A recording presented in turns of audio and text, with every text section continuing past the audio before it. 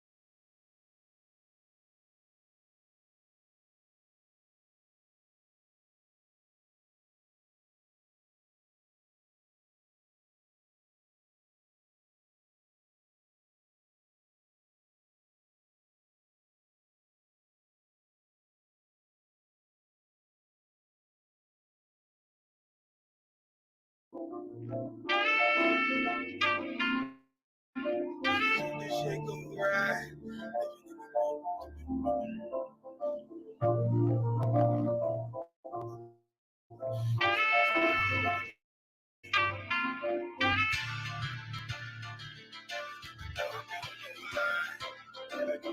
grab my whole time.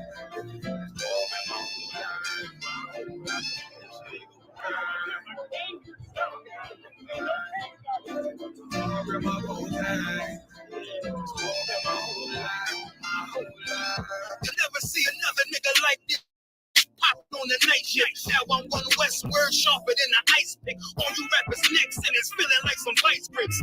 Yeah, that's light shit. Send my bro a kite quick. Times of war, we ain't forget about you. Keep your light lit. Rappers can't see. Most of them scared to witness. Go on, your eyes, that's one right here for the trenches. Bad bitches, natural hair or extensions. Hood niggas that'll probably grip like some dentures. Runners on them fences, 23 and 1 out. Praying at that commissary hit before it run out. Bitches on the gram, dog filter with their tongue out. Couldn't stay home because they found the dugout. Closed casket, burner in the low jacket. My co-captain, riding on these whole rappers. My whole fabulous.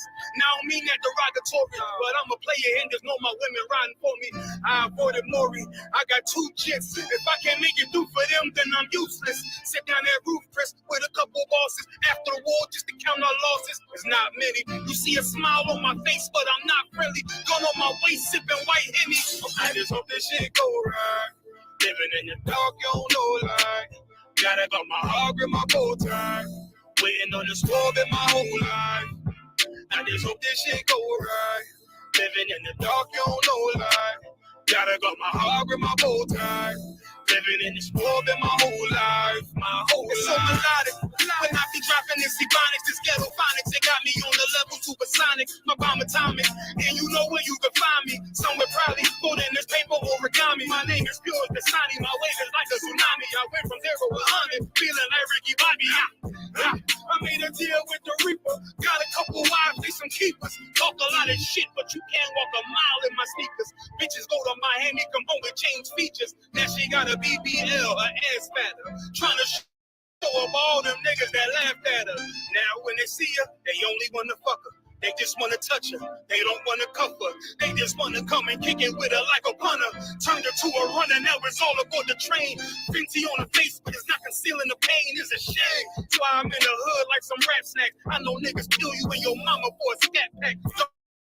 Matte black, they do it for half that. Had you like 90s, we see in a fucking trash bag. I'm from Philly, we don't do bank accounts, just cash app. I spit a verse and I just watch the time slow. It's that guy flow, it's that shit that rappers die for. It's that uncut Tahoe Wall straight from Pablo. Escobar, copy at the ball like Moscato. They think it's effort, but no, this that block work, make the countermeasures, take pleasures, making an op hurt. Light is in the sky, cause every verse is a concert. My mind work at speed, y'all can't fathom. Listen to the words of a champion. It can't, the streets need another anthem. I just hope this shit go right. Living in the dark, you don't know lie. Gotta got my heart in my bow tie. Waiting on the storm in my whole life. I just hope this shit go right. Living in the dark, you don't know lie. Gotta got my heart in my whole time. Living in this world in my whole life. My whole life.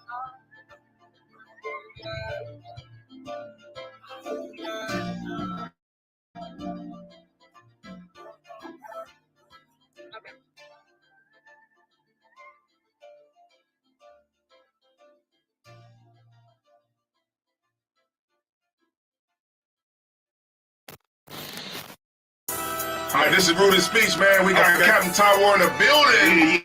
Yeah. So, Cap, man, let us know where you from. Yeah, I appreciate y'all having me, man, on Rooted Speech, man. I'll break it down right quick, don't forget it. One who West in my brain, one who West in my heart, one who West when I finish, one who West when I start. Big shine, big glow.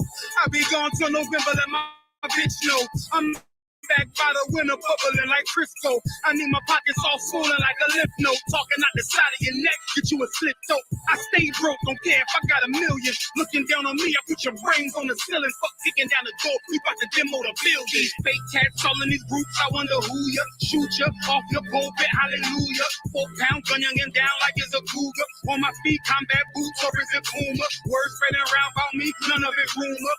All truth, very big facts, very large caliber on very small gaps. Compact pistols, ladders, and all that. About to throw the switch in the Nina for rapid fire. Got the 5.7 equipped with the magnifier. Boom shot.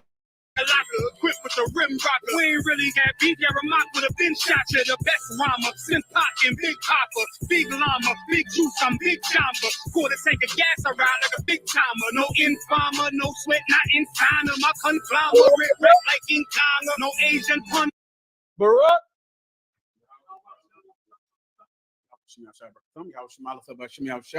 Clap it up. Cheers. Another chair.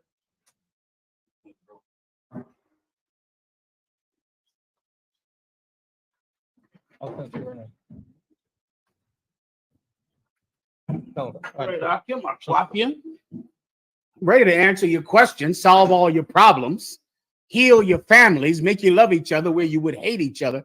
Also, there's some breakdowns I was asked about. If I need to do them, let me know. The breakdown about he that is weak eateth herbs. The breakdown also about having long hair. Does nature does not tell you the long hair breakdown? Just let me know if the officers do not understand how to cut Christians who use those precepts. And Zechariah 1 and 20 is when I definitely have to get done. The Captain Mashak told me someone needs as well. All right. So remind me to do those 3 breakdowns. And of course, I will answer Zechariah 1 and 20. And of course, I will answer your questions. All right. You know what? I'll take a drink since I'm back up here in Harlem. Let's give Harlem a hand. Where all the good drink is. All the good scotches in here in Harlem. All right. Sister, you had a question? Please, microphone. Also, my phone went down again. Don't panic. It's coming back up. I'm going to get that new Captain Tazariak phone. Don't worry about that. I told my Riz, I'm getting the Tazariak phone. Because this is not working. Whatever's happening, this ain't Tazariak phone right here. This is not a Tazariak phone. I got a new chip. I did everything the damn AT&T told me to do. Every last thing they said, I did it. I put the new chip on the phone. They said they guarantee me no problems. The phone is off right now. They should guarantee you a new phone. Who you telling? Listen, well, I'm getting a Tazariak phone tomorrow. Please, sister, what can I do for you? ¿Cómo te puedo ayudar? That means, what can I do for you? How may I help you? I just wanted to know, like, knowing that what's going on out here with knowing that what's going on out here with like Esau and other nations, instead of you getting all Can we get her on camera? Let's try to get the questions on camera all the time, all right? Look how lovely she is today. Give her a hand. She knows she's lovely. She don't want y'all to know. But she knows. Go ahead, sis. I just wanted to know, there's a lot of stuff that's going on out here with Esau and other nations. Of course. How to stay sane. Give her a hand. Listen, that's important. Please, that's a very important thing. That's something that we all have to do, and all of us struggle with doing it. Here's how you stay sane. When you see what's happening, you watch the news, you go on the internet, you see even your neighborhood, you walk down the street, and a lot of times you can become very afraid because you can see all of the danger around you, all of the problems around you. Here's how you stay sane in an insane world. You have to have sanity that is within you so that the insanity around you does not affect you. Now, how do you have sanity inside of you? Let me first explain what sanity is. Where's Alexa at? Ask Alexa, what is sanity? Alexa, what is the definition of sanity? Sanity is the state of being sane or having a sound mind. It is related to the concepts of rationality and emotional stability. The definition of sanity can vary depending on That's the good. context Alexa, and the stop. individual's Alexa, beliefs. stop. Having a sound mind. You want to have a mind, please? Please. There's a mic there. 2 Timothy 1 and 7. For God hath not given us the spirit of fear, but of power and of love and of a sound mind. That's a perfect precept. That is what you have to keep inside of you when the outside world is insane. The outside world is unstable. The outside world does not have a sound mind. Your neighborhood, your street, your building, your phone, your TV, the internet, all of it is in chaos. Well, you have to have a peace that is inside of you that is not affected by things that happen outside. Now, how do you do that? By believing in what the Most High said in the Bible. First of all, if you go in your neighborhoods or walk down the street, there are angels that walk with you down the street. Angels. So although I see the chaos outside, I see the danger outside, I know I'm safe. I know I'm coming to and from my slavery. I'm going to pick up my children. I'm coming from here to there. I know there are angels walking with me down the street. I know there are angels guarding my car on the highway. I know that what I'm doing is right. And because I'm right, I'm not involved in the chaos outside. That's not part of me. And I know that the chaos that I see happens because of their disobedience to God. I am obedient to God. So I'm safe. So now I come and go as I please. I take the precautions that we learn to do in the school, and I know that I'm safe wherever I go. And now I'm sane, even though the outside world is insane. Everyone understands. You got to believe in the Bible. You got to believe you're safe, believe you're protected. You got to keep the commandments of God so that God can actually send protection to help you. And in doing that, you're going to see really the danger is not real. The feeling that you feel of chaos is not real at all. Everyone understands. That's the perfect precept for the sister. Tell her where you are again. How's it? 2 Timothy chapter 1. 2 Timothy chapter 1 verse 7. That's what you need, sister. All right, about having a sound mind. And look up any scripture that says having a sound mind. The word sound means strong. Strong. All right, but if your mind is weak, you know what happens, right? Everything outside comes inside of you. You go on your phone, you start seeing some things on your phone. Before you know it, it's in you. You go on the internet, you're watching something. Oh my God, look at what's happening in Palestine. Oh my goodness, oh Lord. Now it's in you. You go see people around your neighborhoods, they're getting high. Before you know it, you're getting high. You see people around you having illicit sex. Before you know it, you're doing it. Because everything you see gets inside of you. Come on now, you can't survive the night like that. You're going to have a wall up in your spirit, in your mind, that does not allow the insanity outside to ever get inside. Everyone understands. Listen, since you understand, let's celebrate with a drink. Clap it up. We having some problems? Yes. Oh, please, let me know. After a while. No rush. I'm not rushing you. You act like I'm rushing him. I'm not rushing him. I'm waiting as long as I have to wait. We're preparing the ice. Please, get ready. Don't let me. You think I'm rushing? I'm not. All right, let's go ahead. The water Levi. We have Atlanta on the call. Atlanta, give Atlanta the brave a hand. I see you, warrior. You have any questions, let me know, all right? I can do those 3 breakdowns if you need. If not, I'll move on and answer your questions for you, all right? Asher. So the first question. Oh, I'm sorry, Asher. And you got the videos, right? We got videos. We got to go with Donald Trump, with the police state, with martial law being instituted right here in New York. We're going to go over that today. Go over Donald Trump, who sold up the Republican nominee yesterday. And I'll show you why he became the Republican nominee, why he won.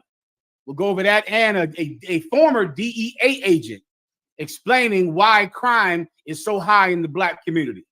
Come on. And the wealth gap in America. And the wealth gap in America, my God, which is an insane fact. The wealth gap in America is just an insane number that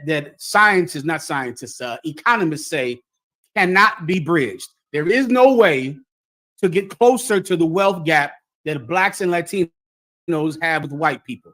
There is no way for financial equality with white people for Blacks and Hispanics. It's impossible to achieve. We'll go over that today as well, all right? For now, I'll answer your questions. Let's get it. So the first question I have online is from Officer Shayawan. The brother said, Salaki, if I may, are the descendants of slaves from Bermuda, are they Israel? The descendants of slaves from Bermuda absolutely are Israelites. And what tribe would they be? They are the tribe of Benjamin, the same tribe as the Apostle Paul.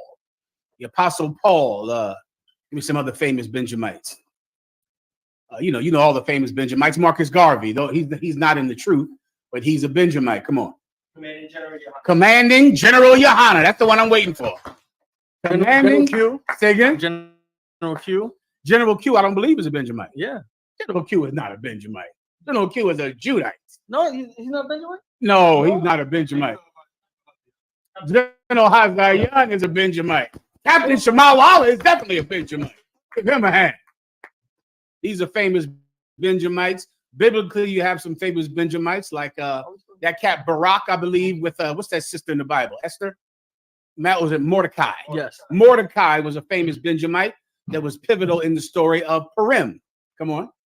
Head priest Kazak, sir. Head priest Kazak and Hazahad right here in the class. Give him a hand. Famous Benjamite in the work of the Lord. Come on. And Salakia to General Q. So it's all right. No problem. Ain't nothing wrong with being a Judite either. It's okay. All of the 12 tribes are acceptable. All right. King Saul, that's correct. Another famous biblical Benjamite. The people from Bermuda are Benjamites. I'm almost guaranteeing that. I can't recall 100%, but I'm about positive that the people from Bermuda are the tribe of Benjamin. All right, sis. No, I don't know what in the hell King James is other than an Israelite. I don't know what tribe he is exactly. He was in the world, that much I know. All right. Go ahead. Next. Concert. The next question I have is from Princess Sarah. Okay. She asked, when will the prophecy of Isaiah 4:1 happen? That is happening right now, Princess. Right now. Let's read the scripture for the sister. Concert. For everyone else. This is the precept about a man having multiple wives. That is happening tonight, especially once I leave out of here. It's happening right now. All right. Go ahead and read. It's gonna happen like crazy. Okay, but let's reading on. So do you want me to start in chapter 3 first? The end of chapter 3? It's fine with me. Concert. 1 second, sister. Come on. You good? You want to wait a second? Wait the microphone. She had a quick question. Go ahead. You can get it ready. Please, come on. I just want to know, like, can the brothers have multiple rights, knowing that they're not in the ISUPK? Okay, they can have multiple wives even though they're not in the ISUPK because there's no sin to have multiple wives. It's very difficult to have one woman or one child if you're not in the truth. So anything that you try, there's no sin in a man who's not in the school, the water word, having more than one wife. But it's very difficult to have a family at all if you're not in the truth. It's hard. It's hard to have one child. It's hard to have one wife. It's hard to have an apartment. It's hard to have a car. It's hard to have a friendship. You've tried before in the world, have you not? You ever had a crew of brothers when you were in high school? You promised to be friends forever. What happened? We shot each other. That's what happened. Okay, it's hard to have a friendship outside of the school. Everyone has tried. You promise each other that you'll never snitch on each other, that you'll do anything for each other. You're going to shoot each other. That's what's going to happen. All right. So yes, you can have a woman outside of the school, more than one wife, but it's hard. It's difficult. All right. Sir. Please. Before we begin, sir, we have Chicago that joined us. Give Chi-Town a hand. And we have Austin, Texas. Austin, Texas. Texas. Give Austin a hand. The water word. The water league. Okay, sir. Here we go. This is Isaiah chapter 3, verse 16. Moreover, the Lord saith, because the daughters of Zion are haughty and walk with stretched forth necks and wanton eyes, walking in I don't think that's our question. Am I missing something? It's 4:1. Okay, but you want to go into this concert because it goes in. It tells you the state of our people now, and this is why it's happening. Concert. Walking and mincing as they go, and making a tinkling with their feet. Therefore, the Lord will smite with a scab the crown of the head of the daughters of Zion, and the Lord will discover their secret parts. I got you. Meaning the Most High cursed our sisters with baldness. Why? To affect in a negative way their beauty. Because women in the world, women who are lost, women who are superficial and empty and vapid, all they care about is their looks. That's it. And they've been like that since the Garden of Eden. That's all they ever care about is what they look like. Attention that they get from men. They're empty-headed. Their entire life is on the surface.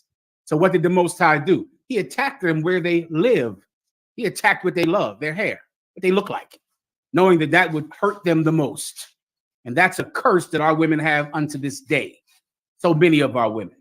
Keep going. We good there? You good here? Keep verse 18. In that day, the Lord will take away the bravery of their tinkling ornaments about their feet and their calls and their round tires like the moon. All of these things, that's jewelry. Jewelry, because that's what they care about. The round tires are what? Earrings. Big, giant earrings like the sister, like we always had all the time. We had in biblical days. All of these things that the Bible just described, that's jewelry. Jewelry over their wrists, their ears, their toes, everything. The Most High is going to hurt them where they're not going to have the money to adorn themselves the way that they like to adorn themselves. If you're completely superficial, the Most High attacks you right there. Now you don't have the thing that is most important to you, a purse, earrings, shoes. Now you don't have these things. Hair. Now you don't have these things. Continue. Skipping down to verse 24. Okay. And it shall come to pass that instead of sweet smell, there shall be stink. And instead of a girdle, a rent. Instead of sweet smell, there shall be stink. That's the Most High affecting you at your vanity, at your self-esteem, your self-confidence. That smell, it's you, sister. It's you. That smell in high school, it was you. That's you. You smelling yourself. That is you. You have a terrible pH balance. It's horrific. Why? Because that's all you care about. All you care about is that you are the prettiest girl in the room. Every boy wants you. Now you are the smell that everyone is smelling. Keep going. Concern. And instead of well set hair, baldness. And instead of well set, perfect hair, baldness. Keep going. I'm gonna skip to verse chapter 4 now, sir. Go ahead. So now it's I mean, you have to be a fool to not know who this is talking about. Like, this is about obvious that this is not talking about our oppressors, women. This is talking about Black and Hispanic women. This is us. This is what we suffer, what we go through. And I know it can be very difficult to hear, but it is absolutely beautiful, because if this curse applies to you, then the blessing applies to you. Everyone understand? Awesome. Most High in Christ. All right, go ahead. Now, this is the verse of the sister's question. Isaiah chapter 4, verse 1. And in that day, 7 women shall take hold of one man. And in when? That day. And in when? That day. And in that day, 7 women shall take hold of one man. Fake Israelites like the IUIC, the Purple Pigs, other random Israelite groups and people like that, they say there's some time in the kingdom of heaven when a man will have more than one wife. Like in the future, like a science fiction movie, like in the future, a man will have sex with more than one woman. I think they've been doing that, baby girl, for quite a long time. I think all of us probably 3 daddies, every kid, every person in this room. I think our fathers went and had sex with every woman, impregnated everybody, and we act like in the future a man will have more than one woman. What do you think your father was doing? Having sex with everyone, getting everyone pregnant. Done. This is not a futuristic prophecy at all. This is happening now. Men have always had sex with more than one woman. It is older than monogamy. Far older than monogamy. Polygamy is or polygyny as they call it today. I never heard that word. I was growing up in the truth. But having more than one wife is the oldest way that families were formed. Azahab. I just want to say, I know Muslims have a belief too, where if they blow up a train or something like that, blow themselves up, they'll get like 7 virgins in heaven. That's correct. If a Muslim commits an act of terrorism, he gets 70 virgins. But 70 virgins when he dies in some faraway realm. Meanwhile, they had harems in Saudi Arabia tonight, right now. That's something that rich Arabs tell poor Arabs. The rich Arab says, blow yourself up and you'll get 70 virgins. I got to go. My harem is waiting for me back right now. That cat has a harem tonight. 70 virgins. Well, 70. While he's telling you to commit acts of violence, Your imam has a harem in Saudi Arabia now, right now, over in Dubai. He has one right now. You don't have to wait for some science fiction world to get more than one woman. That day is today.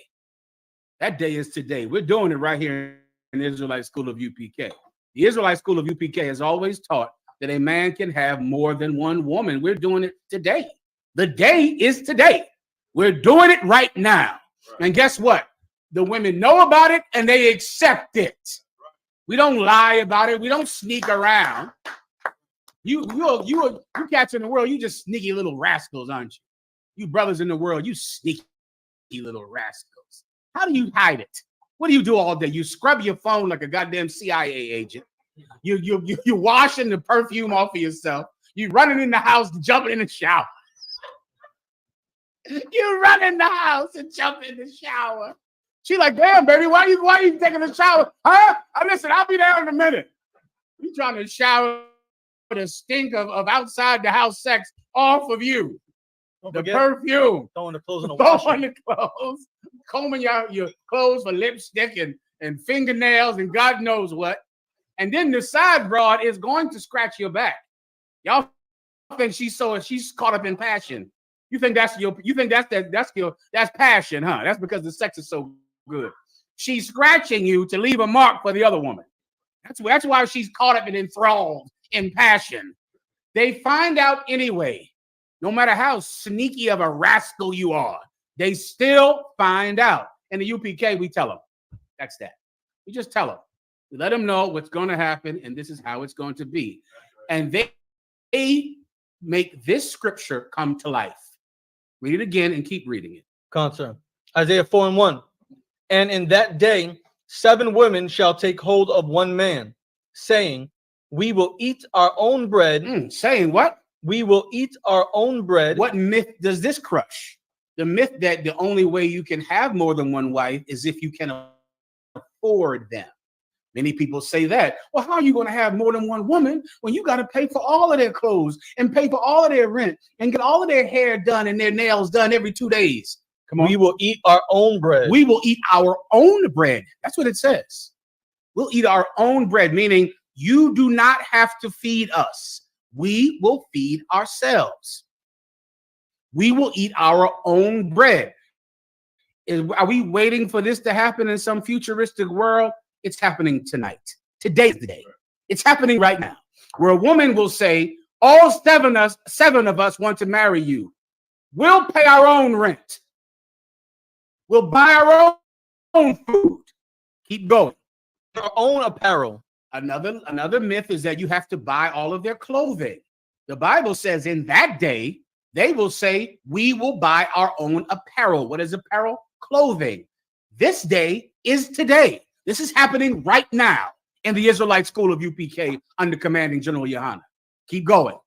Some of these sisters make some pretty dope clothing too. Listen, forget about it. They're absolutely outstanding. Some of them go get a slavery and go buy clothing and buy it and purchase it and have it laying on the bed when you get home.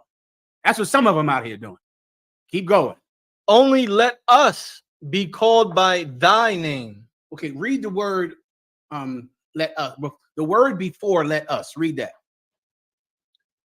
Only let. Read that right there. Only. Read that again. Only. Read that again. Only. Read that again. Only. That's all they want. That's it. They don't want anything else. Only. They don't need you to be rich and to be a football player or a basketball player or to be a high value man. They don't need none of that. They don't need none of that. They don't need you to be some superstar athlete or to be a millionaire or to be, a billionaire now. That's the new thing, actually. Now you got to be an effing billionaire to get a woman. They don't need you to do that. They only want to be called by your name. They just want everyone to say, I'm Asher's wife. Who are you, sister? Oh, that's Asher's wife. Oh, excuse me, sis. God dang, you see this, sister? That's Asher's wife over there. That's Hazahab's rib.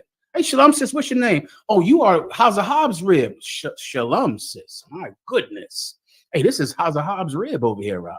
Do you understand what marrying an officer in the UPK does to a sister?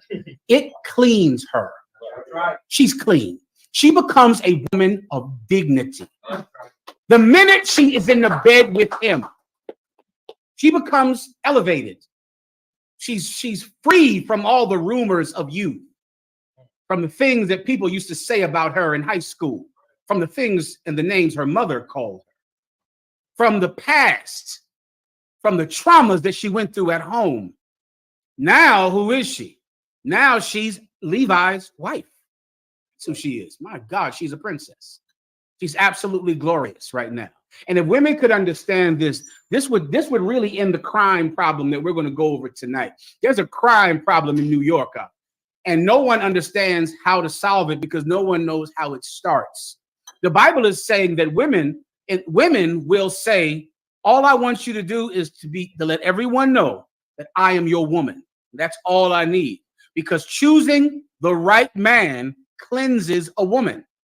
Choosing the wrong man makes you filthy. That's what happens. This is how it starts. 1 second, sis. When you were 13 years old, you gave it up to this guy. Why? Because of his sneakers. Because of his, sneakers. Gold chain. Oh, my gold chain. Forget about that. That got you some tail back in high school. A car. Once you get a car, you just running through everybody in the school. Go ahead, Hazard. The shape up, sir. Oh, my goodness. You get that every 2 weeks shape up. I mean, women have sex for such silly, stupid reasons.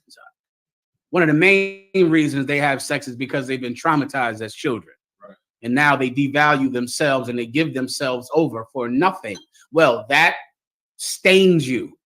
You marry a man in the UPK, you are cleansed, baptized, sanctified.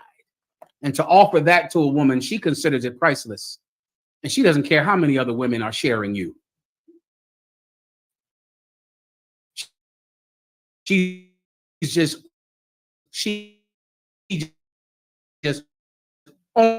only wants to be called by your name. That day is today. All the leadership you ever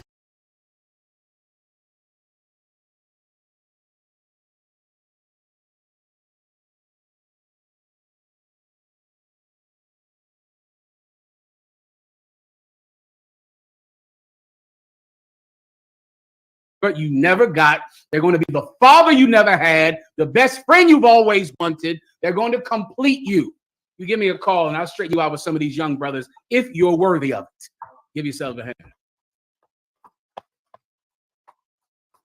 All right. How's it hard? I have a precept for when you give the sister, when you told her that angels are walking all around us. Please. I have 2 Kings 6:16. Mm-hmm. For he answered us, fear not, for they that be with us are more than they that be with them.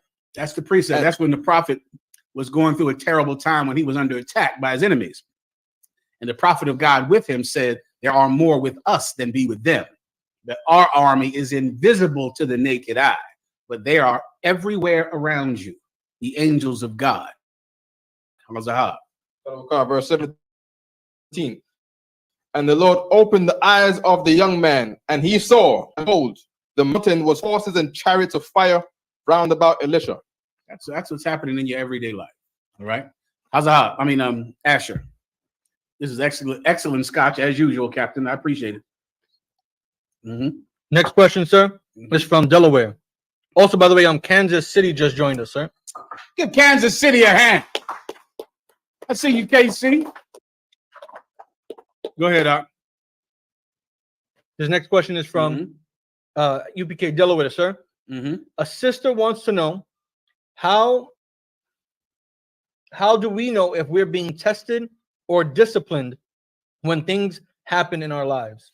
How do we know if we're being tested or disciplined?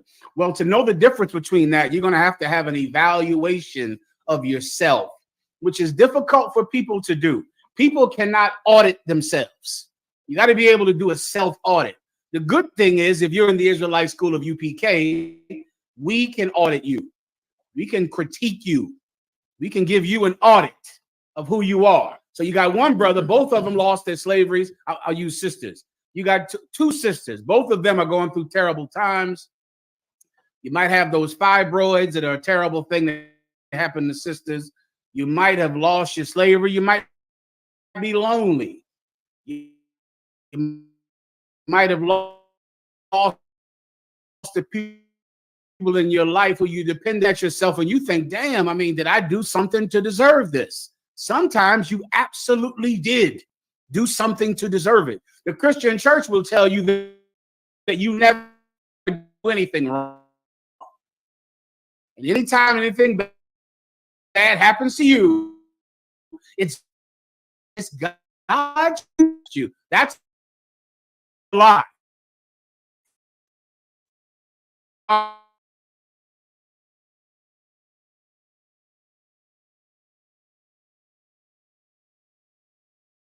You deserve it. Instead, you're doing in your life. You know, I'm absolutely not. All right. And you never realized that before you lived in your car, the car is where you chose to get high. It's so poetic in that you get in that car, roll your windows up to create a perfect vibe to get high. It's a hot box. You love every video of somebody on, and then he's ready to say something crazy, right? Because he's high. Before you know it, that'll be you. You'll always make videos talking a ton of garbage in your car. Before you know it, you lose your apartment. Now you live in your car. Now you can get high all the time. You understand? So if you're getting high, yes, that's why you live in your car. 1,000 other things you might do, the things you do to other people. You just live the kind of life that's antisocial. You live a life where you steal and hurt people and do terrible things to people. So really you can't be around anybody, right? You're high all the time. You're fighting somebody all the time. You can't get along with anybody ever. And so, of course, you're living in your car. You lose your slavery. You're there because you deserve it. So you want to be able to audit yourself in the UPK. We will audit you. Talk to your camp leader, and he'll tell you exactly what the hell you're doing that's wrong. He'll spell it out to you. If you're not paying your tithes, listen, let your car seat go way back. Like this. This is how you get a good night's sleep, because you're going in that car and you're living in that car. You're not getting help from the school. You're going to call the school. You're going to need money. And then, lo and behold, Captain Ahmad Yashar is going to do like this. Oh, this brother doesn't pay his tithes. I'm not even telling anybody you want money. You're going to starve. That's what's going to happen to you. You don't keep the commandments, but you expect us to keep the commandments concerning you. That's something.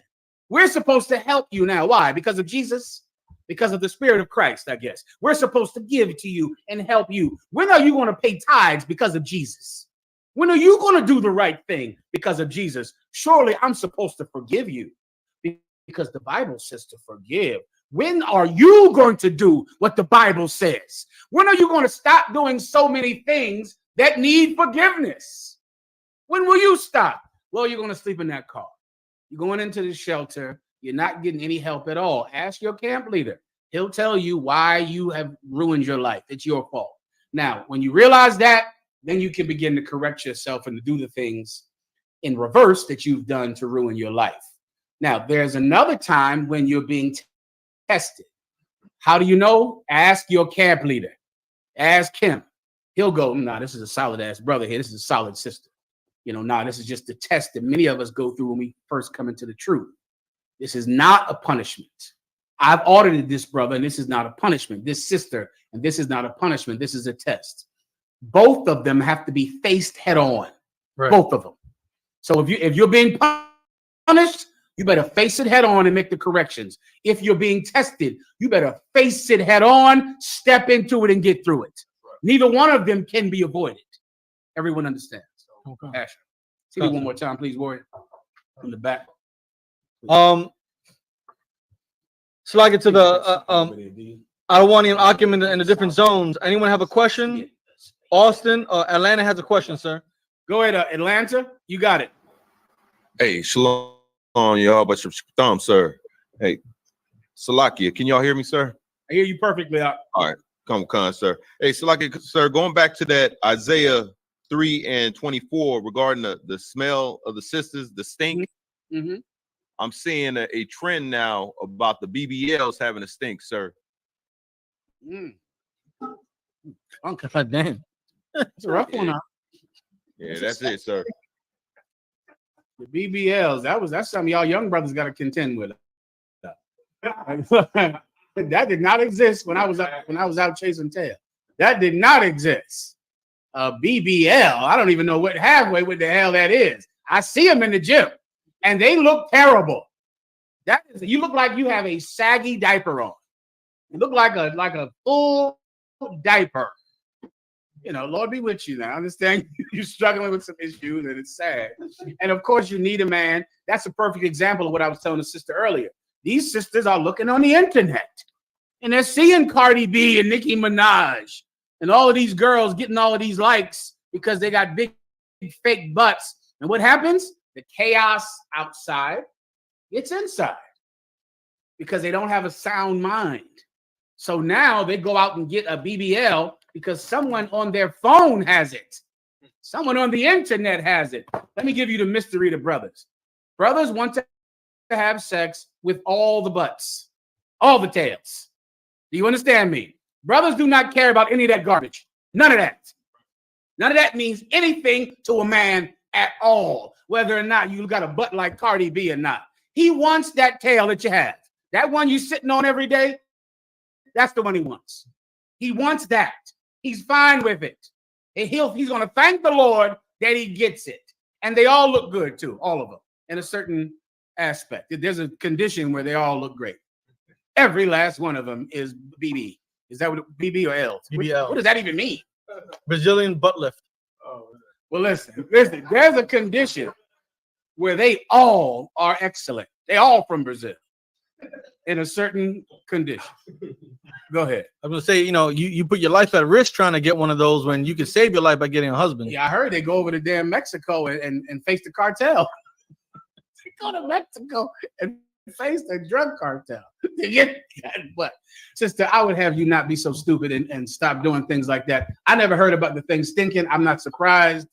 It's unnecessary. You don't have to do it. It's okay. It's fine. You're beautiful. Everything about you is outstanding, and that has nothing to do with your value as a woman, which is the point of Isaiah 3. Your value as a woman has nothing to do with the size of your butt or your lips or your clothes or your earrings or your purse. That is not what makes you beautiful. That is not what makes you desirable at all. The thing that beautifies a woman is good works. That's what beautifies a woman. Godly works. And if you would focus on that, you would smell sweet. Women in the UPK, they got an excellent pH balance, bro. That pH is balanced in here, Asher. Absolutely, like this here. Especially with that Tyree gas oil. Especially with Tyree gas oils. That pH is like that. Totally like scales, balanced. If you're in the world, your pH balance is struggling, and you gotta stop sending it. Carl gas. That's what he said. Carl gas. Go ahead. You got it. Next. Austin has a question, sir. Mm-hmm. Austin.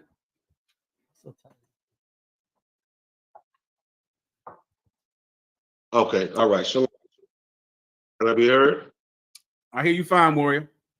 Okay. All right. This is Ecclesiasticus, chapter 25, verses 25 and 26. And they read as such: Give the water no passage, neither a wicked woman liberty to gad abroad. Verse 26. Do you need me to break this down, or is there something in specific you want?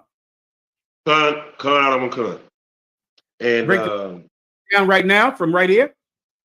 I was going to read 26 and then mute up. Yeah, you got it. I kind of. If she, verse 26, if she go not as thou wouldest have her, cut her off from thy foot and give her a bill of divorce and let her go. So that's the whole point, the bill of divorce. And I know we're not supposed to marry and let them go. So just, if you could just break those two down for me. Moses allowed us to have a bill of divorce. Moses gave us the right in the law to have a bill of divorce. But from the beginning, it was not so. Precept.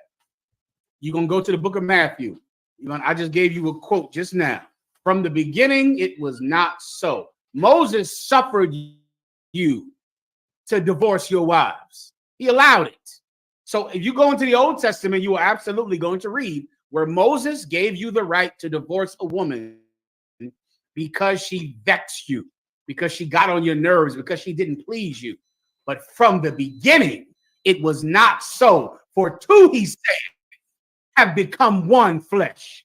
The Most High God always intended for marriage to be permanent, to be something that once it was done, it never ended. But Moses, through the hardness of your heart, suffered you to divorce. Moses knew that you just couldn't forgive each other. Your heart was too hard. And because you have a hard heart, it's better that you leave each other than kill each other. Because that's what happens when two people cannot leave each other, but also refuse to forgive each other.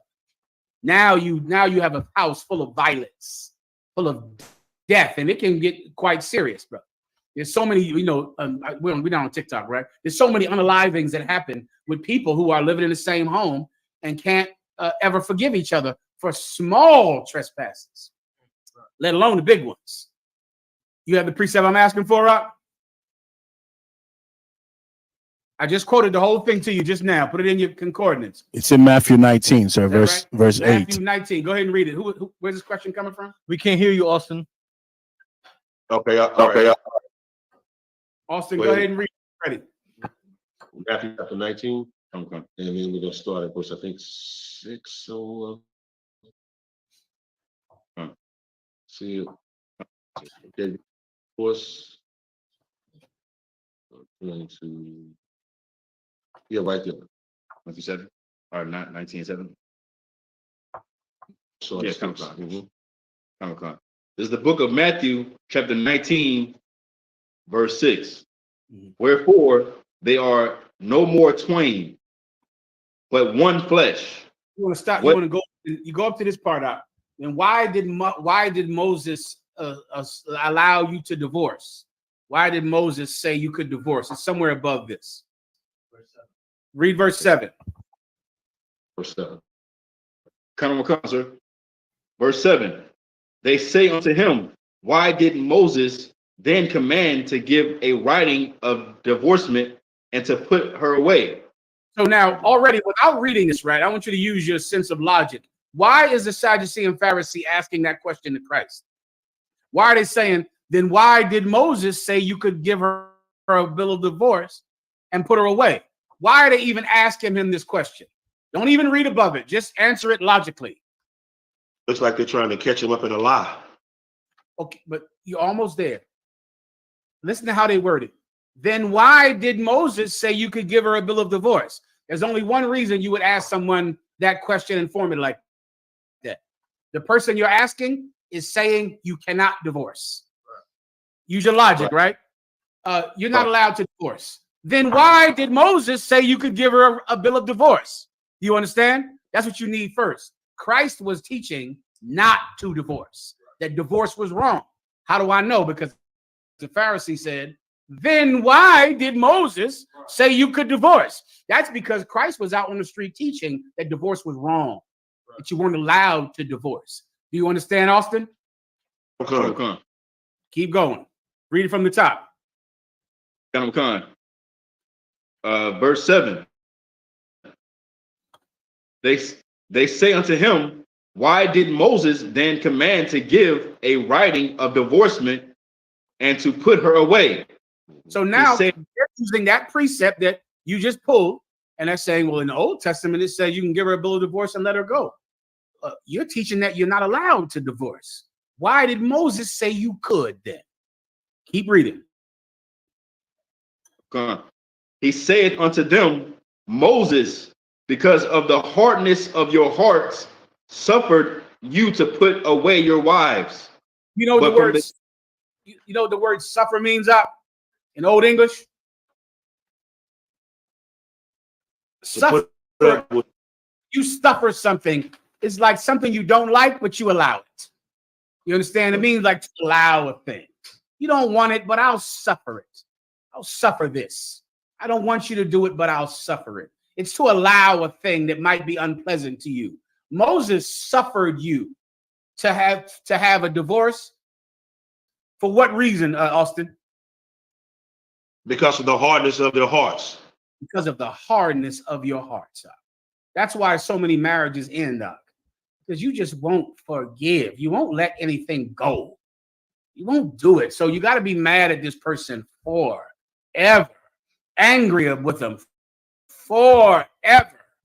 And now, of course, you can't leave them. So what do? Wrap her up in a sheet and put her in a closet. And that's where you find a lot of women wrapped up in a goddamn shower curtain and in a closet. What happens to brothers? Forget about it. She's going to burn all 3 of your toes with battery acid. That's what's going to happen. You're going to go to that car. Am I telling you something you never heard of? You never heard of a woman going to get battery acid and putting it on your shoes? Oh, you grow up in a kind, gentle society. Yeah, they go to that car, brother, and somehow they become master mechanics because they go over to your car and get battery acid out the damn car. Come in there and put it in the container that can hold it and pour it on your shoes. That's chemistry. You feel like they become chemists. Forget about the hot chicken grease. Nobody knows about that. Oh, okay. I was like, these kind women in here. They'll start frying chicken. You sitting down with a plate thinking you're about to eat. That chicken grease, you're the chicken. That chicken grease is going on your face, on your pants. You know, that knife rack you got sitting in there with that little wooden block with the knives in it. I've been telling you to get rid of that for years. Get rid of that thing. Don't ever let that wooden knife block sit in your house up because she's going to throw knives at you like a circus act. She's going to take those knives out like a ninja and toss all those knives at you. People that can't forgive each other harm each other. They harm each other. Moses said, you know what? Let them divorce, because they're killing each other in the home. Let them leave each other. I don't like it, but let them do it. Moses, for the hardness of your hearts, suffered you to have divorces. So this should show you what you need to stay together forever. You're going to have to forgive, man. You brothers, you got to forgive that woman for being a bitch. Forgive her. You check her, you chastise her, you yell at her. Then let it be over. What does the Bible say, brother? The Bible says, let not the sun go down upon thy anger. Right. That is an excellent, excellent practice. In a good seasoned marriage, they end arguments before they go to sleep. The night is coming. We've been arguing all day. It's time to kiss so I can make up. A lot of you children can help you because if you have a child and if you're a good parent, now you're a terrible parent. Just remember I said that. So you don't do this. But a child can force you into kissing so that the child can see that you love each other. It can push you into it. So you're mad and she's mad. You can't stand each other. The child is sitting right there. So you go, I love you, mommy. I love you, daddy. And the child gets all smiley and the child is all happy. The child sees you kissing each other. Look, you'll see the grin on him. You'll see him when you kiss each other, he'll go like, oh, damn. Wow, look at this. Hey, let me eat this stuff. He'll get so happy or she'll get so happy. And so you just do it because the child likes it, because it's good for the child. So you kiss each other. And before you know it, all that kissing now for the child, you forgive each other. You forget about whatever stupid thing you're arguing over. And you women, you have got to forgive your husband, forget another woman. You got to let it go. My God, let it go. It was always going to happen. If you married a man in the world, he was going to get another woman too, except the woman was going to be a transgender woman. It was going to be a man in a dress. The woman was going to be a white woman, a Chinese woman. The woman was going to be a prostitute. The woman was going to be your daughter. You understand? So you let it go. He got another wife. Forget it. Just put it out of your mind. Kiss in front of the child. Say it. I love you, daddy. I love you, mommy. Do it in front of the child and let it go. Because if you can't forgive each other, then you're going to hurt each other. Everyone understands. Moses, for the hardness of your hearts, allowed you to divorce. Keep going. Khan. Verse 9. And I say unto you, whosoever shall put away his wife, except it be for fornication, and shall marry another, committeth adultery. So where is this practice done, warrior? You have a woman, you leave her to marry another woman. Whosoever shall put away his wife, except for fornication, and shall marry another. So you're married, but you want to be with her. So you leave her, even though she did not commit fornication. She did not commit a sexual act against you with someone else. You left her. Why? So you can marry this one. Whosoever shall put away his wife and marry another. What is that called? Leaving your wife to marry another. Leaving your wife to marry another. Whoever can guess this, I'll be impressed. No one of rank, no one at 5,000 or above answer this question. I'm leaving my wife to marry another. Whosoever does that has committed fornication. That's what it said. Read it one more time. Verse 9. And I say unto you, whosoever shall put away his wife, except it be for fornication, and shall marry another, committeth adultery. Putting away your wife who has not committed adultery, who has not committed fornication, but you put her away and you marry another.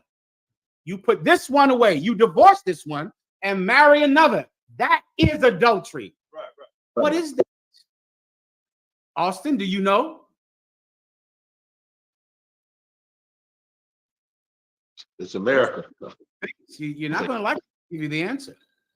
Austin, you want to give it a try? Anyone in the chat room want to give it a try? Any sister that would like to give it a try? I'll take it from you.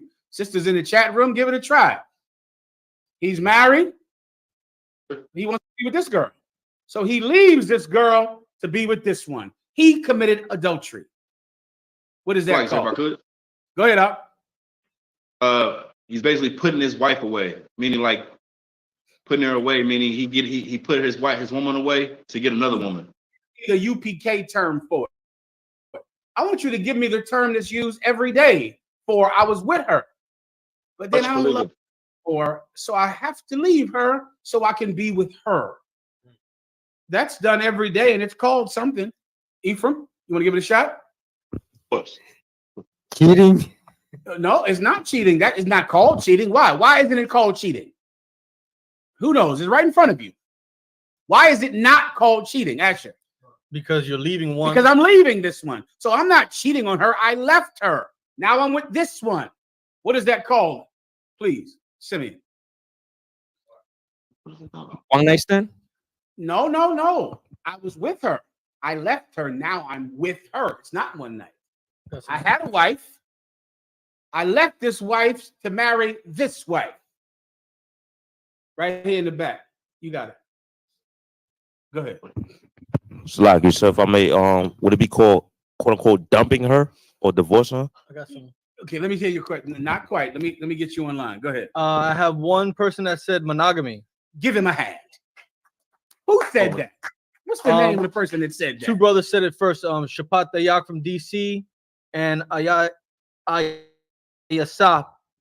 Hayam. Well, these are learned men. That's monogamy. If you believe in monogamy, if you believe in having one wife, what do you do when you just don't love her anymore? What do you do when you fall out of love with her? What do you do when you're not happy with her? What do you do when you want to be with her? You see, I can't have sex with her. Why? Because I can't. I want to be with this girl, but I can't be with her. Why? Because you're married. Because I'm married. So to be with her, what do I got to do? I got to leave this one and marry this one. Monogamy is adultery. It's adultery. You're going to commit adultery. What percentages of marriages end? All of them. 85%. That's the real damn number. 85%. If you divorce your wife and marry another woman, you are an adulterer. Monogamy is adultery if you already have a woman, because you leave that woman to marry this woman. That's adultery. I just read it just there. I'll read it one more time. Go ahead. Read it again. And I say unto you, whosoever shall put away his wife, except it be for fornication, and shall marry another, who's married right here in this scripture? Who's marrying the other? Man or woman? The man. The man.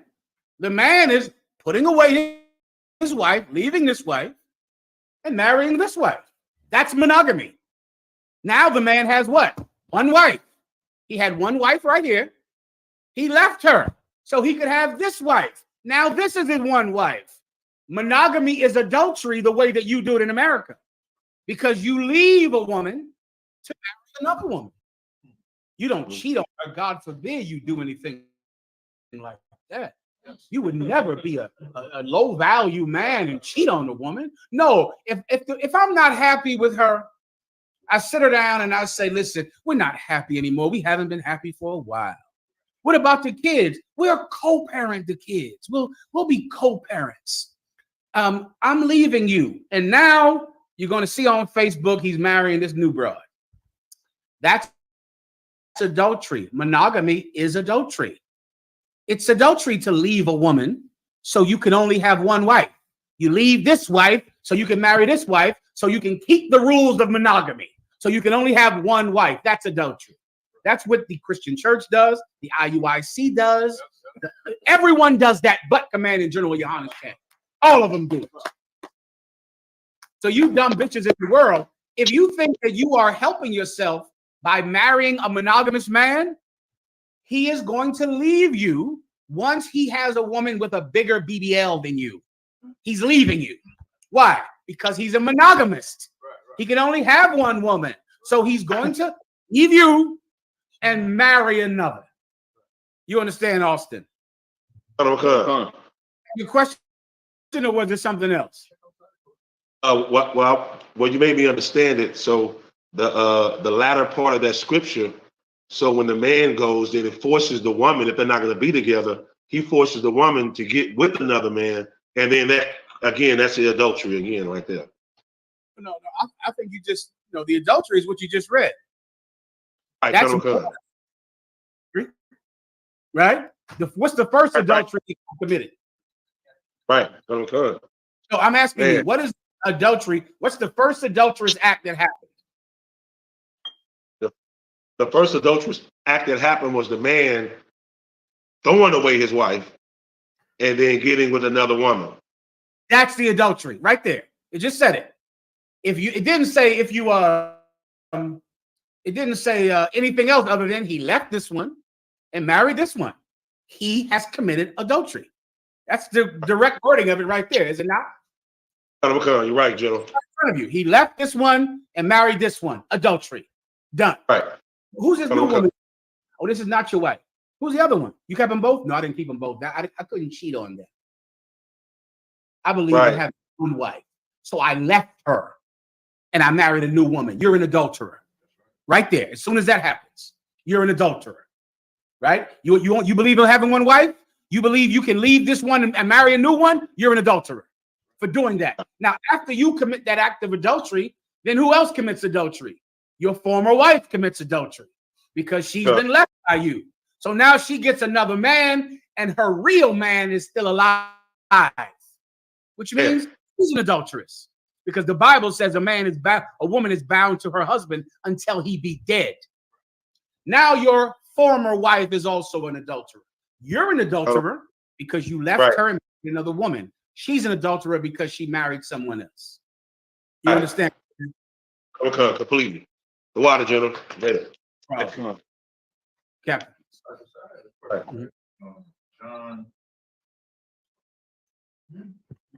A question on John.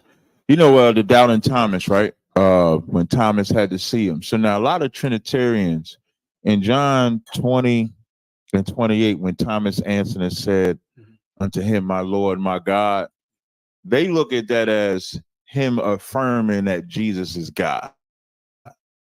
Right now, so I want to know. I want to know if this is proper teaching or not. To me, I look at he already doubted that Christ was even resurrected. So when he touches him and see him, it's more like and you tell me if I'm wrong. I look at it like, my God, like this is an amazing event because I thought he was dead. That's how That's exactly what it is. Okay, that's okay. Come on. You saying Christians are saying that when he says that, it's like he's calling him his name. Right. Like when he's saying, my Lord, my God, that's him saying, Trinitarians say this is Thomas affirming Jesus is God. Well, those Trinitarians, you should wait outside the house, then jump out and scare them. Then you'll be God. Because what are they going to say? My God, what Lord, Jesus Christ, what is happening? I don't know why people read the Bible. The Bible is not a fairy tale. The man didn't believe that this could be Jesus because Jesus died. Right. Then he goes and sticks his hand in a wound. My God, my Lord. Just like you would do, just like you've done 100 times when something amazing happens, when you get scared or someone jumps out, you go, oh, Jesus. Oh, my God. That's what Thomas did. Next. Kansas City has a question, sir. KC, you got it, warrior. Hey, shalom, General Yahbashim Yashua, sir. What's going on, warrior? Salagi, sir. The brother here, Officer Kunayagabal, he had a question, not a one. Go ahead, warrior. Which one of you brothers or both of you are part of the KC4? Any of you? I am, sir. Give him a hand. Most High Christ. Water, not a one. Well done to the entire camp in KC, especially the KC4, who are men that hazard their lives for Jesus Christ and his word. Well done, KC. You got Most it. Christ. The water, out of one. No sweat. Salakia, I got a question about Deuteronomy chapter 22, verse 5.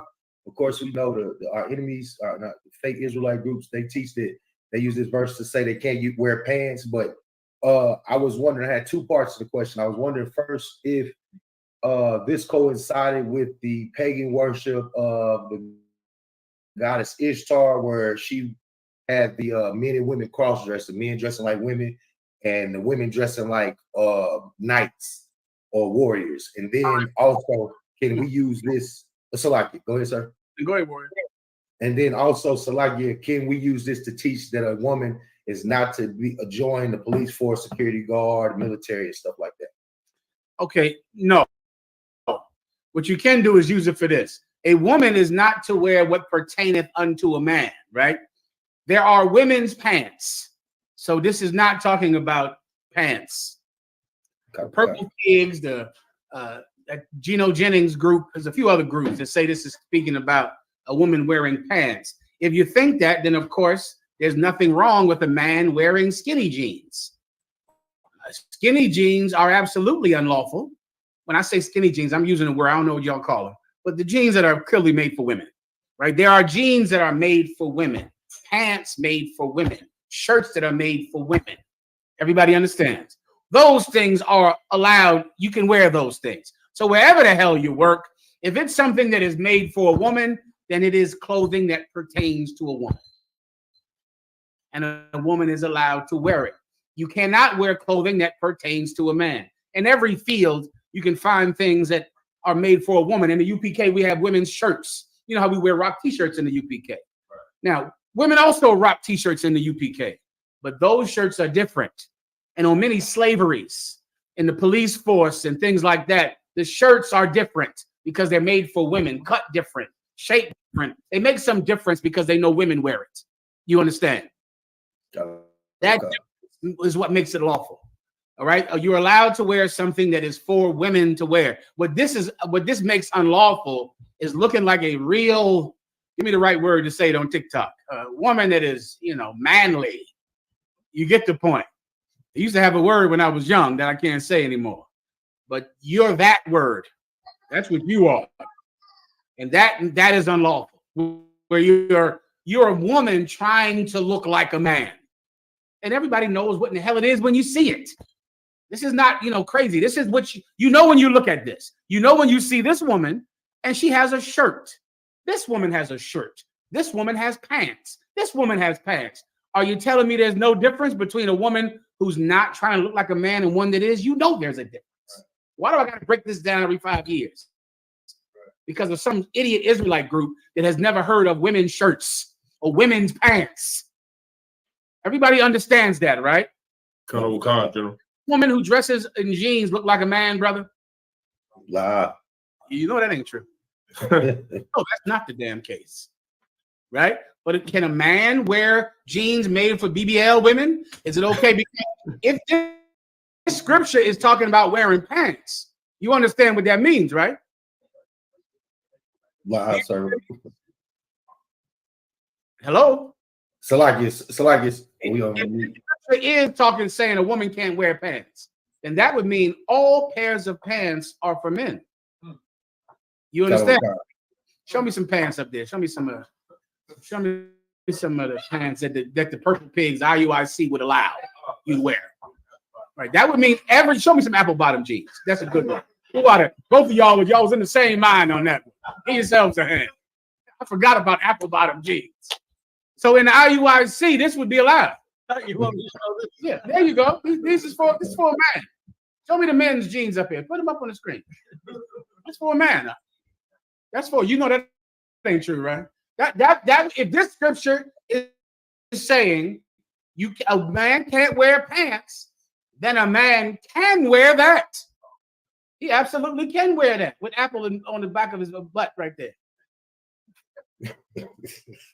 I got to move on. I done broke this down over the years. I don't quite understand. Okay, this is what you want. When you want to cut somebody, show them. You got phones now. I didn't have when I was young.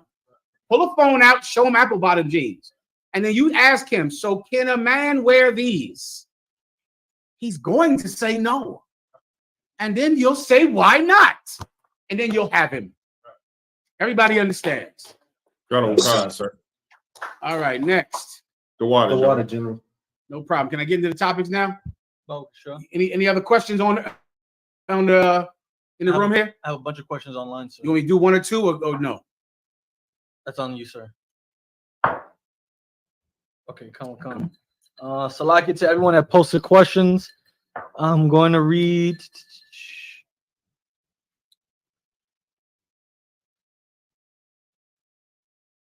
I'm going to read this one here. Go ahead. This is from Officer Matara. Mm-hmm.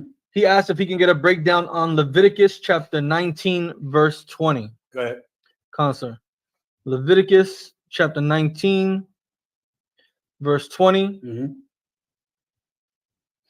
It says, and whosoever lieth carnally with a woman that is a bondmaid, betrothed to an husband, Mm-hmm. and not at all redeemed, Mm-hmm. nor freedom given her, Mm-hmm. she shall be scourged. Mm-hmm. They shall not be put to death because she was not free. Meaning this woman right here, with adultery, you got put to death if you committed adultery. But this woman was promised by her boss to someone else. So she wasn't free to decide whether or not she has this marriage. Her father didn't set this marriage up. Her boss set it up. You understand? So because of that, she's not going to be put to death for adultery or like she broke the bond of a father giving away his daughter, because she was not free, meaning her boss chose this marriage for her. You understand? So imagine being betrothed to someone or engaged to someone, except the man who you owe money to set the marriage up because he makes money off of it. You understand? Because you have a debt to him or your family owes him money. So now he can arrange for you to be married. And get what? He keeps the dowry.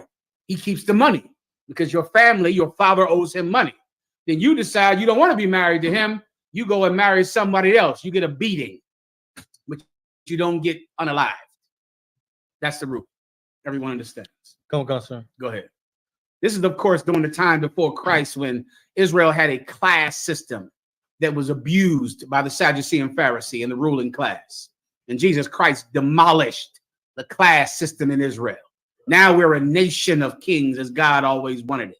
Now it doesn't matter what tribe you're from. It doesn't make you better than another tribe. But at this time, Israel was ruled under a class system, and the lower classes, of course, many times were abused by the upper class, as happens in most societies. Jesus Christ ended that. Everyone understands. Come on, sir. Next. Are you ready, sir? Let's go. Clap it up. All right, now. I wanted to ask, what do you think about shoplifters? Shoplifters. Well, I think that, of course, no one in the Israelite school of UPK should ever shoplift. You bring shame upon this school by shoplifting. That's not allowed in here. Some of you young brothers, you grow up shoplifting all the time. You can't do that anymore. You represent something that cannot stand for its reputation to be tarnished with your petty theft. Everyone understands. However, I don't think you should be shot to death and killed. But let me show you who does think you should be killed. Go ahead and play it. And we will immediately stop all of the pillaging and theft. Very simply, if you rob a store, you can fully expect to be shot as you are leaving that store. Shot. Right. Donald Trump 2 days ago, brother, won the nomination for the Republican Party. This is why. Because on everyone's phone and on the internet, you're seeing kids going to Rite Aid and CVS and going to Macy's downtown and the Gucci store, and they're stealing. And the white people who watch their phone go, this is terrible. This is horrible. Something must be done about it. And they go and get our oppressor, who is an animal, and they want him to solve the crime problem. His solution to theft and shoplifting is to be shot as you leave the store. That you're going to be killed as you leave the store. That, of course, is not the solution to shoplifting. That's not a solution. It's the only solution that gets you elected in America, because the crowd was roaring for it. Brothers and sisters, right now, the media, because it's election time coming, and you should be very afraid come election time if you're someone in the world, because during election time, every politician has to abuse blacks and Hispanics to get elected. It happens every year, every 4 years. I can remember so many of them. I wish I could remember this black face that was up on the screen every day when Michael Dukakis was running for president. What's this cat's name? He murdered some white woman. Unalived. He unalived the white woman, and they put his face on the screen every day. And after that, they created that crime bill where they put all of your family in jail forever. They created the 3 strikes rule, because this one crime they put on the screen forever on TV. Now you have some Hispanic that was killed, that some Hispanic immigrant that unalived some white woman in California. And his face is on the screen every day, showing that he unalived the white woman. They use these crimes, they use the crimes that happen in CVS and Rite Aid and the Gucci store to get elected, because whoever can beat you to death and shoot you when you come out of the Rite Aid is going to become president. Let me show you, please. So do you think a solution would be, having a National Guard come patrol? Well, no, I don't think that's a solution. New York does think that's a solution. Today or yesterday, New York instituted martial law in New York in the subway because of the crime that's happening in Midtown Manhattan, because of the crime that's happening in these stores in Manhattan. I'm going to show you right now. Ashley? City to help slow down violent crimes in the subway system. This comes as yet another subway conductor is recovering after being attacked. Good day's Lizette Nunez. She is live at Columbus Circle with the latest. Lizette, what do we know? Good morning, Dana Tashani. Well, the governor's plan includes adding members of the National Guard as well as state police inside the subway system. Now, she says that she really can't do this alone. She's also going to need the help from different district attorneys to ensure that repeat offenders are kept off the streets and the subway system. New images shows a person wanted after a conductor was hit in the face with a glass bottle.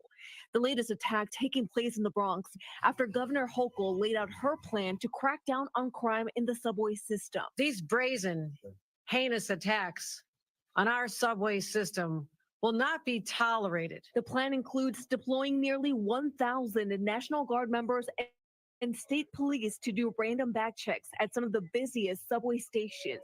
This on top of the more than 1,000 officers New York City added into the subway system after the month of January saw a shocking 46% increase in transit crime, while the month of February saw a more than 15% decrease. So now what do we have here? So now when you go into the subway station at, Times Square, different places around universities and NYU, you have to be searched. They're going to search your bag to get on the subway in New York. And you can resist the search. You can not comply, but then you cannot get on the subway. You got to find another way to get to work, find another way to get home. This is happening right now in New York City. Why? Because it's election time, young man. And now, of course, Everyone who beats you and abuses you is going to get elected. Everyone who treats the politician that treats every Black and Hispanic citizen like a criminal is going to win the election. And that's the key to getting elected in New York, is to treat everyone like they're a criminal. To treat every Black and Hispanic person like they're a drug dealer, like they're a criminal. And that is always what happens. And you can look at your calendar in a minute, they're going to beat up or shoot some unarmed kid who was not robbing anybody, who wasn't doing anything. And then the Democrats will tell you to march down the street about it. And this is just normal life here, because really crime in America is used for politicians to get elected. Let me tell you the true story of crime. Give me the DEA agent, please. Here's what's really happening with crime in America. This is a former DEA agent, right? Listen carefully to his story. Stubble. And it wasn't very many Black guys in my position. So when I would go into the war room where we were setting up all of our drug and gun addiction task forces, determining what cities where we're going to hit, I would notice that most of the time was always appeared to be urban areas. And that's when I asked the question, well, don't they sell drugs out Potomac and Springfield and places like that? Or maybe. Paul, please. This is a brother. He's a DEA agent in Washington, D.C. And he goes to the task force meetings and he sees they're only raiding Black and Hispanic neighborhoods. And he goes, well, don't they sell drugs in white neighborhoods? They don't sell drugs out there? Listen to the answer of his supervisor. Go ahead. Y'all think they don't. The statistics show they use more drugs out in those areas than anywhere. The special agent in charge, he says, you know, we go out there and start messing with those folks. They know judges, they know lawyers, they know politicians. You start locking their kids up, somebody's going to jerk our chain. He said, they're going to call us on it. And before you know it, they're going to shut us down. And there goes your overtime. Pause. He just said, he went to his supervisor and said, well, why aren't we doing drug busts in white neighborhoods? Statistics say they're doing more drugs. And his supervisor said, well, these people know judges and congressmen and lawyers. If you go out there and you try to arrest them, once they tell their parents, they're going to shut us down, pull our chain, and we will lose our overtime. Policing in America is done to abuse Blacks and Hispanics and to never try to arrest white people, to leave them alone, so that the face on the news of the criminal is your face. The face on the news is the face of a Mexican, of a Dominican, of a Guatemalan, of a Haitian. But the face can't ever be the face of a white person who is doing terrible crime and being unpoliced, because that won't get you elected if you are arresting white people. And that's the truth of crime in America. That's the truth of policing in America. They don't want to police white people. They don't want the repercussions. Ephraim. I would say regarding the Dukakis, the man's name was Willie Horton. Willie Horton. Listen, give me the whole Willie Horton story. I'll tell you. Willie Horton, Michael Dukakis, he was against the death penalty, right? And he was adamant about not supporting the death penalty. But old George Bush Sr., he was from Texas. And a white man from Texas would like to put you on an electric chair on somebody's lap. They'll stack them on each other's lap so they can unalive 5 of them at the same time. And there was Willie Horton who did some crime against a white woman. And they just pushed his face in everybody's TV screen, his face. And everyone voted for the one who loved the death penalty because they want to put that face to death. Let me see Willie Horton's face. Is that him? That's him right there. Ooh, that brother, that was coming out the walls. That face right there. Put it up on the big screen. That face was coming out the walls all election year. Willie Horton. Man, and Michael Dukakis got wiped out because he would not have given him the death penalty. And America wants him to be unalived. They need it. They need it to feel safe. Everyone understands. All right, let's move on. What we have? I got some more stories. I got to get the scripture breakdowns too. Go ahead. So I was gonna say, what do you, with all of that, what do you think about the gap, the wage gap, the wealth gap? Listen, let me tell you. If here's the real issue with crime, let me try to break this down. I don't have much time, right? You ever hear people talk about generational wealth? Who's heard that term? Raise your hand. It's everywhere. In the Black community, in the Hispanic community, we must create generational wealth. We need generational wealth. Listen carefully. You cannot create generational wealth until you stop the people that create generational poverty. And that's what our oppressor does. You're out there trying to create generational wealth. There's a society, a power structure that is creating generational poverty, that is making sure that your grandchildren will be poor. You're thinking you can do something. Go to college, buy land. Have you heard this, Asher? You must buy land. Buying land is the key to creating generational wealth. There is a man who is creating generational poverty. If you don't deal with him, he snatches your dream away from you. He snatches your goal away from you. There's something in America called the wealth to income ratio. It's the real deal when it comes to creating generational wealth. Meaning, if you want to live, you need a job to live from paycheck to paycheck, right? Your kids will have, if they're smart enough and diligent enough to go to college, they'll need a student loan. Why? Because you only have enough money to pay your bills. So if your kids go to college, they need loans to go to college. When they get older, they're paying back those loans. So their kids will need loans to go to college. And so basically, Blacks and Hispanics live from paycheck to paycheck. We don't have money to invest in the things that create generational wealth. For generational wealth, you need to invest. You need stocks. You need money that grows and grows and grows. Over time, your children inherit that money. They pay for their children's college education, and then they have no student loans. Then now that money stacks, and your children invest. You need investment money to create generational wealth. Well, in America, our oppressor creates generational poverty. And the wealth to income gap between Blacks and Latinos is this. Asher. Come on, sir.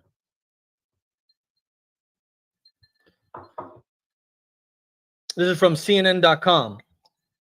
White Americans have far more wealth than Black Americans. Here's how big the gap is. Although Black and Hispanic Americans have accumulated more wealth in recent years, their median net worth still lags far behind that of white Americans. Now, median means the middle. It's a ratio that means it's straight down the middle. Keep going. The net worth of the typical Black and Hispanic household in 2022 was $44,900 and about $61,600. So that's from 41 to 61. That is below middle class. And that's the medium. You make about $50,000 a year or under. Some people at the top level make 61. That's the median. All right, for Blacks and Hispanics. Keep going. Respectfully, according to the Federal Reserve's latest survey on consumer finances, a Triennial report released this month that provides a comprehensive look at Americans' financial circumstances. I mean, they do this 3 times a year. Keep going. Even with these gains, their wealth remains only a fraction of that of white households. So meaning Black people begin to try to make gains with making more money, with doing better in the economy, but white people do even better. So even though we're trying to move up, they move up at a greater rate. So the gap stays gigantic. Keep going. White households whose median wealth was $285,000 last year. Do you hear what he just said? The medium amount of money. Now, I'm not talking about poor people, which is all of us. All of us are poor. This ain't got nothing to do with us. We're poor. I'm talking about the middle class, the middle. That's $41,000 to $61,000. The middle of white people is $285,000 a year. That's their middle. That's not their upper class. That's their middle. $285,000 a year. Someone is creating generational poverty. Someone is doing it. Someone is engineering everything in life, even crime, making sure that your people are so poor that they commit crime, making sure that your people are the only ones going to jail, making sure that those fathers that go to jail have children without someone to get their life on the right path. So what happens to the next generation? They rob stores too. They rob stores too. They loot and rob stores too. And it just continues to grow because our oppressor creates generational poverty. Continue. Asian Americans had the highest median net worth. What kind of Americans? Asian Americans. Hispanic immigrants. Asian Americans. People coming over to America on bus in Manhattan. Asian Americans. So you're telling me that Asian Americans, the ones that own all your restaurants, all of your stores, they're making those chopped cheeses for you down here. Even the Dominican restaurants in New York are owned by Chinese people. You see that Dominican every day. You think he owns that place? He does not. He works there. Store, that bodega, or the Ephraimites that own the bodegas, Chinese people own those places. Those are the people who make more money than white people. You're mad that the immigrants are coming to New York, but you're not mad that the Koreans and the Chinese are here? You got no anger for them? Not upset and the Koreans and the Vietnamese in your restaurants? I mean, they own everything in your neighborhood, but you're mad at the immigrant who lives in a shelter. He's the Mexican, Guatemalan, the El Salvadorian. The Chinese here have more money than white people, and they got it from selling you chicken wings, from selling you fried rice, and from doing your wife's nails. Forgive him, please. Read the what? I'm sorry. Keep going. Asian Americans had the highest median net worth at $536,000. You know what I know we should do? Instead of trying to get the immigrants out of New York, get the Chinese restaurants out of New York. Right. Make them leave. Make them leave. Make all of the Chinese people who own restaurants, who own nail salons, they should leave New York. Then we'll have more room for the Mexicans. Then we'll have more space for the Guatemalans, for the El Salvadorians. Then we'll have enough space once the Chinese and the Koreans leave the neighborhoods that we live in. They make more money than white people. And white people are mad at who? Take a guess. Go on, say it. Who are they mad at black people? They're mad at the Mexicans. When the Chinese have more money than white people in America. I keep Ephraim, come on. You want to say something? Come on, break it down. Go ahead. Real quick, it kind of like just thinking about all this in my head. It kind of made me like think about. It kind of sounds like a trick question, like, you know, Trump supporters, you know, the country supporting Trump, you know, it says more about this country actually than about him. That's one. And it's like it made me think, I don't say this country is my country anymore, you know, but it makes me think like, is it our country in the sense that our oppressors stole it from us, or is it not our country in the sense that they rule over us type? So, you know, was it ours in the beginning? Was it ever ours or not? Or because I don't believe anything the history books ever said. So, I mean, for time's sake, I'll tell you this. This is not our rest. This is not our country. This is the land of our captivity. This is the land where we are made to serve with rigor. This is like calling prison your home, which institutionalized brothers do. What do they call their cell in prison? Who knows? Your house. That's what they call it. They say, I'm going home. That's what they call it. They call that cell is their home. That's my house. When they call it being arrested and locked up when you go to the hole. That's when the cops come and arrest me and they put me in a hole. But if I'm not in the hole, I'm going home, which is my cell. You understand? This is the place that we were made to serve in captivity of. This is not our rest. This is not our home. Everyone understands. This is something that we get through, that because of the love of God and his son, Jesus Christ, who gave his life for us, primeramente Dios will get through it. You understand? All right, go ahead. I got to move on for time's sake. Give me the last scriptures. Let me know when the rapid are. I know I got a couple of seconds. All right. Yeah, we packed. Oh shit. Okay, I thought it was 8. Okay, come on. You wanted the Romans 14. Zechariah 1 and 20. Zechariah 1 and 20 first, so I can not forget that one. All right. This is Zechariah 1 and 20. I'll break it down for you. All right. Give me the 4 horns, and then the 4 carpenters. All right. Go ahead. Sir. This is Zechariah chapter 1, verse 20. And the Lord showed me 4 carpenters. So this is the vision that the prophet Zechariah is having, all right? I believe Zechariah in Hebrew is Zakar, I believe, right? So he's having a dream or a prophecy that God is sending him. Come on. Zakar means remember. Is Zechariah the same as Zakar? Zakar means to remember. Zechariah means Zakar. Remember the Lord. Remember the Lord. Throughout. Go ahead. So the question was, who are the 4 carpenters? The 4 carpenters. Well, first, let me break it down for you. Go ahead and read it. Verse 21. Then said I, what come these to do? And he spake, saying, these are the horns which have scattered Judah. So these 4 horns that he saw in this vision, these horns are scattering. So imagine, an animal with horns, like a cow with horns. And he's using his horns to push the tribe of Judah out of their land and to displace them. The 4 horns are speaking about the Greeks, the Romans, the Babylonians, or the what's another name? Assyrians. The Syrians, which is the same thing, and the Persians. The same 4 nations that were in the dream that Daniel had. The Romans, the Persians, the Babylonians, and the Greeks.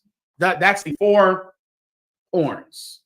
And these 4 horns push and bully and displace the children of God. Keep going. Sir. So that no man did lift up his head. And so no man could lift up his head because he was being pushed out. So now everyone is sad because they're being displaced by these horns. Keep going. But these are come to fray them. Fray them. Fray them means to scatter them. Keep going. To cast out the horns of the Gentiles. These are come to cast out the horns of the Gentiles. All those 4 horns are Gentiles. The Assyrians or the Babylonians, the Persians, the Greeks, and the Romans. But these carpenters come to fray the Gentiles, to scatter and cast out the Gentiles. Go ahead. Which lift up their horn over the land of Judah to scatter it. You get that? I just broke that down. Now, what are the 4 carpenters? The 4 carpenters are what? Think of 4. 4. The 4 angels. What 4 angels are you talking about? The 4 angels was the 4. I might be. Damn, it's right here. The 4 horsemen. Yes, Sir. Of the apocalypse. Those are the carpenters. The word carpenter, when you look it up in Hebrew, it means craftsman. That's what the term carpenter means, or a skilled man or a skilled craftsman. Let me read to you about the four craftsmen, the 4 carpenters, which are the 4 horsemen of the so-called apocalypse. Give me any one of them. The one in Revelations or the one I think is in Zechariah. Where's the one with the 4 chariot men? Yes, I believe you can give me that one in Zechariah. Right? What people know in the world as the 4 horsemen of the apocalypse, those are the 4 craftsmen that are going to fight the 4 horns of the Gentiles. The Most High God is fighting for us, brother. He's going to fight for us. And he's going to send these craftsmen. One has a bow, and he's skillful with that bow. Another one has a sword. Another one has scales. And another one, I forget what the other one has, but he has something else. And they're skillful to use these tools to cast out the Gentiles. Who wants to do it? I'll get Benjamin, I'll get you Levi. Go ahead. Go on. Zechariah 1 and 8. Mm-hmm. I saw. Say again. That's it. Go ahead. I saw by night, and behold, a man riding upon a red horse. So this is in the same book. This is Zechariah 1 and what? 1 verse 8. 1 and 8. Go ahead. And he stood among the myrtle trees. He saw a man riding upon a white horse. Keep going. Red horse. I'm sorry, red horse. And he stood among the myrtle trees that were in the bottom. And behind him were 3 red horses, speckled and white. Then said I, O my Lord, what are these? And the angel that talked with me said unto me, I will shew thee what these be.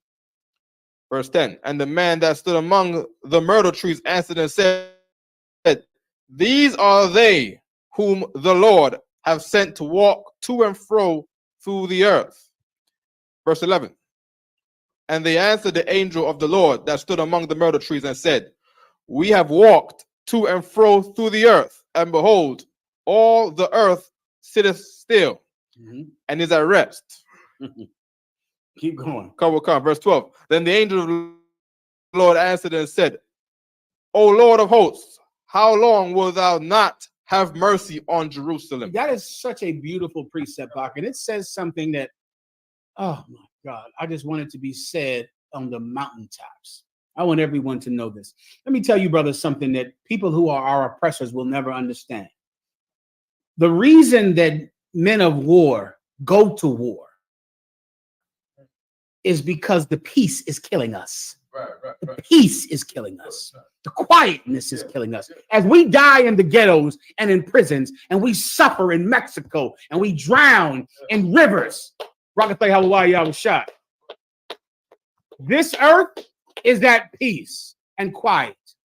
This peace is killing us. It's destroying us. The peace of the Christian church, the songs and the melodies, and the deafening quietness that happens when we suffer is destroying us. And as these angels, these 4 horsemen, as they look at the world at peace, how long are we going to suffer? If someone doesn't create war, this peace will wipe us out until there's none of us left. I pray you understand. Keep going. How long will thou not have mercy on Jerusalem and on the cities of Judah? That's what this angel looked at. Everyone quiet. Everyone just marching in the church and marching about their life and going on the internet and looking for sex and looking for pleasure and marching into the voting booth every year. And he said, the Lord, we need your mercy. We need help because the peace is killing us. These 4 horsemen are the 4 carpenters. They are the 4 craftsmen that are going to fight the horns of the Gentiles. These plagues and pestilence, it's for your salvation, right? The nation of Israel and the Israelite school of UPK under commanding General Yohana out of 1 West 125th Street, Harlem, New York, that's a spirit that's on the run, that is moving. You see it on the internet. You see it on the street corners. You see it everywhere that this school is growing and triumphing, and we are going to war, and we are stopping the peace. We're not allowing people to go to work every day and to go chase sex every day unfettered. They're going to have to hear us. We're going to have to spoil their weekend. Spoil their weekend. That's what we're here to do, to make your Saturday terrible. So you can think about a problem when you would otherwise think about getting high. The 4 horsemen are the 4 horsemen of the so-called apocalypse. They're in the book of Revelations and they're in the book of Zechariah. The same. What book is this in? Zechariah chapter 1. This is 1. The breakdown is also, the question is in 1 and 20. The 4 horsemen are the 4 carpenters. Next. What was the other question I need to get to?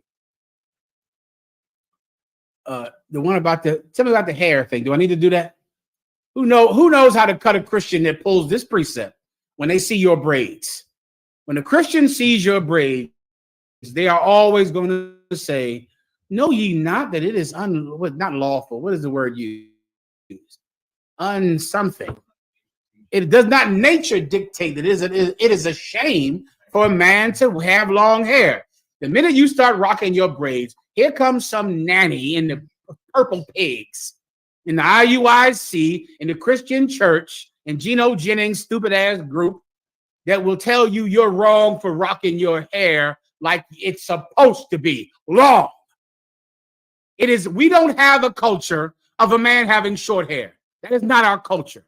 It has never been. Does everyone know how to cut a Christian that pulls this precept? That's all I need to know now. First, give me the one that the Christians will pull.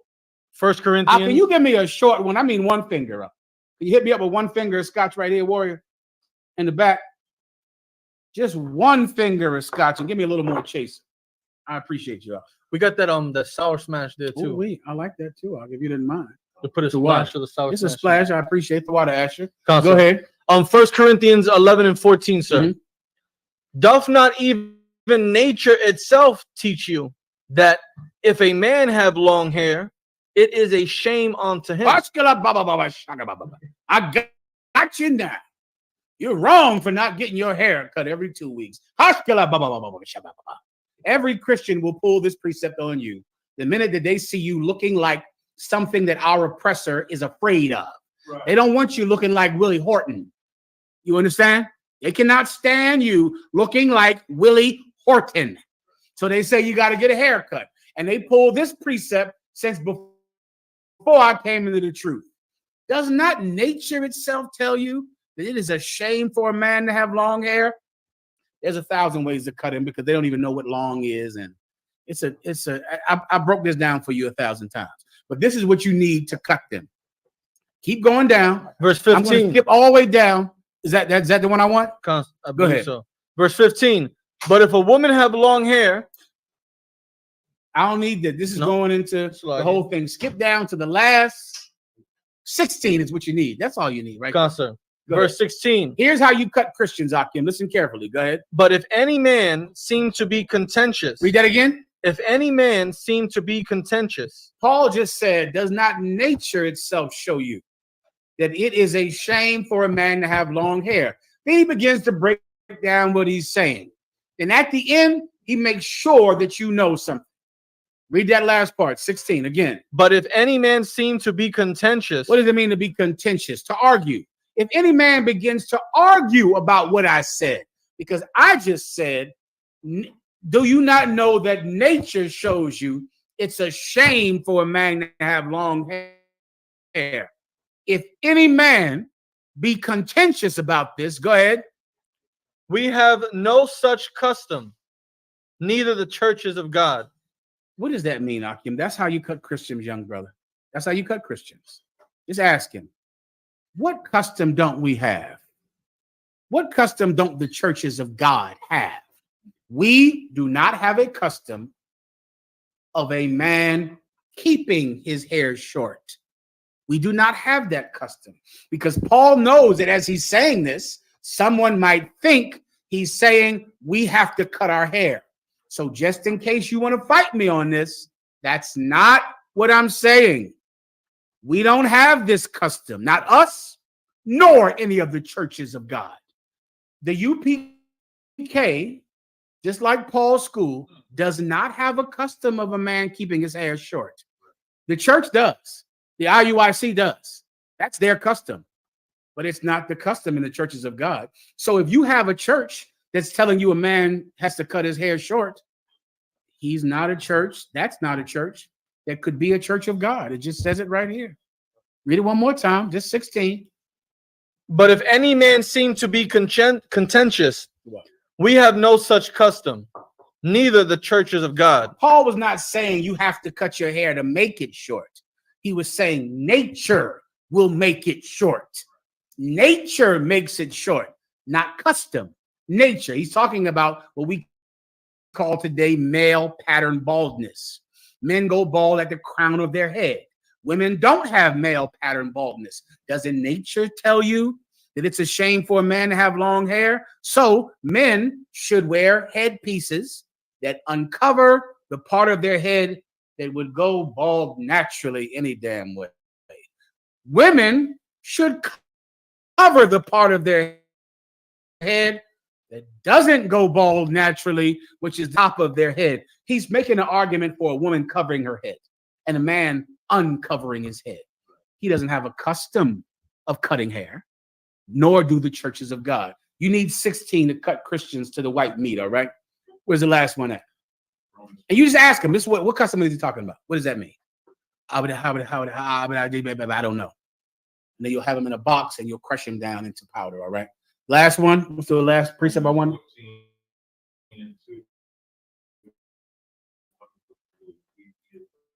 There you go. Romans 4. Go ahead. Romans chapter 14, verse 1.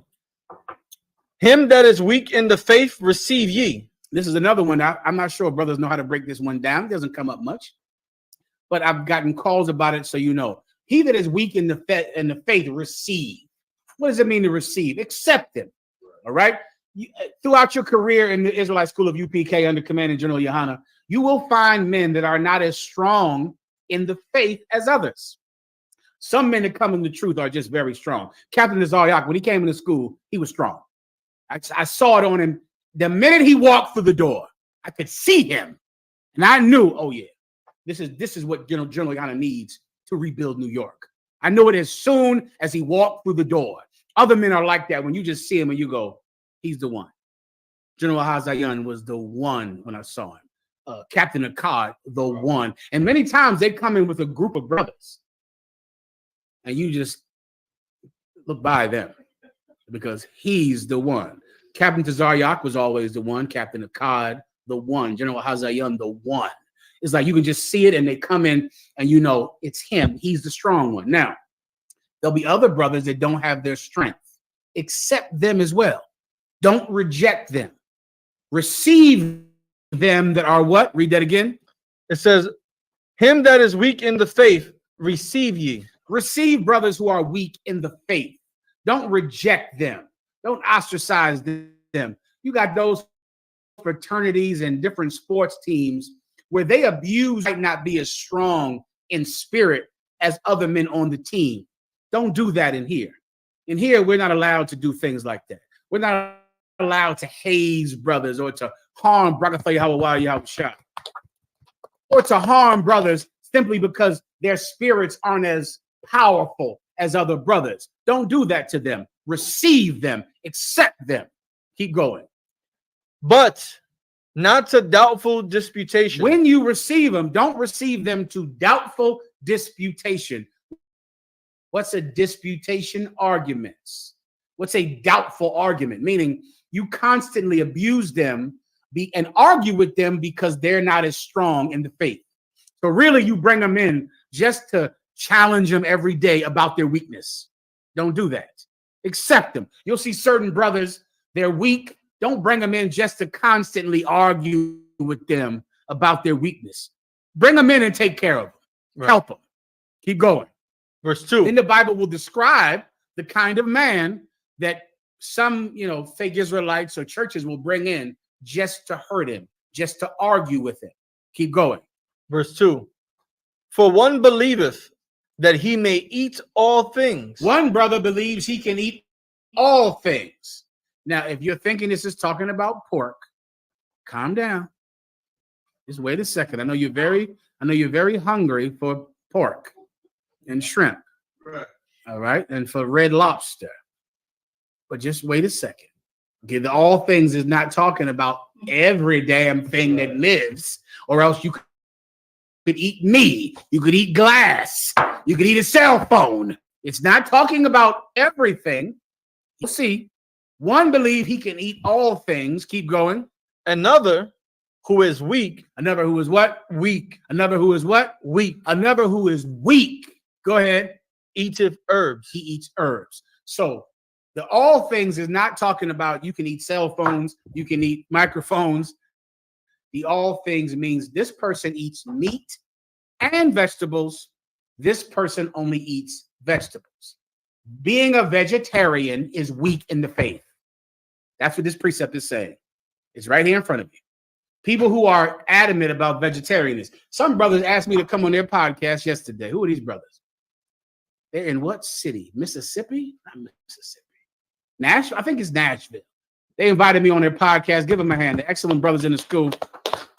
And they played a video of somebody on the internet saying that you cannot drink water. And I listened to it, and then the brother went and pulled the scripture that says you can drink water. And I said, I wish I had that kind of patience.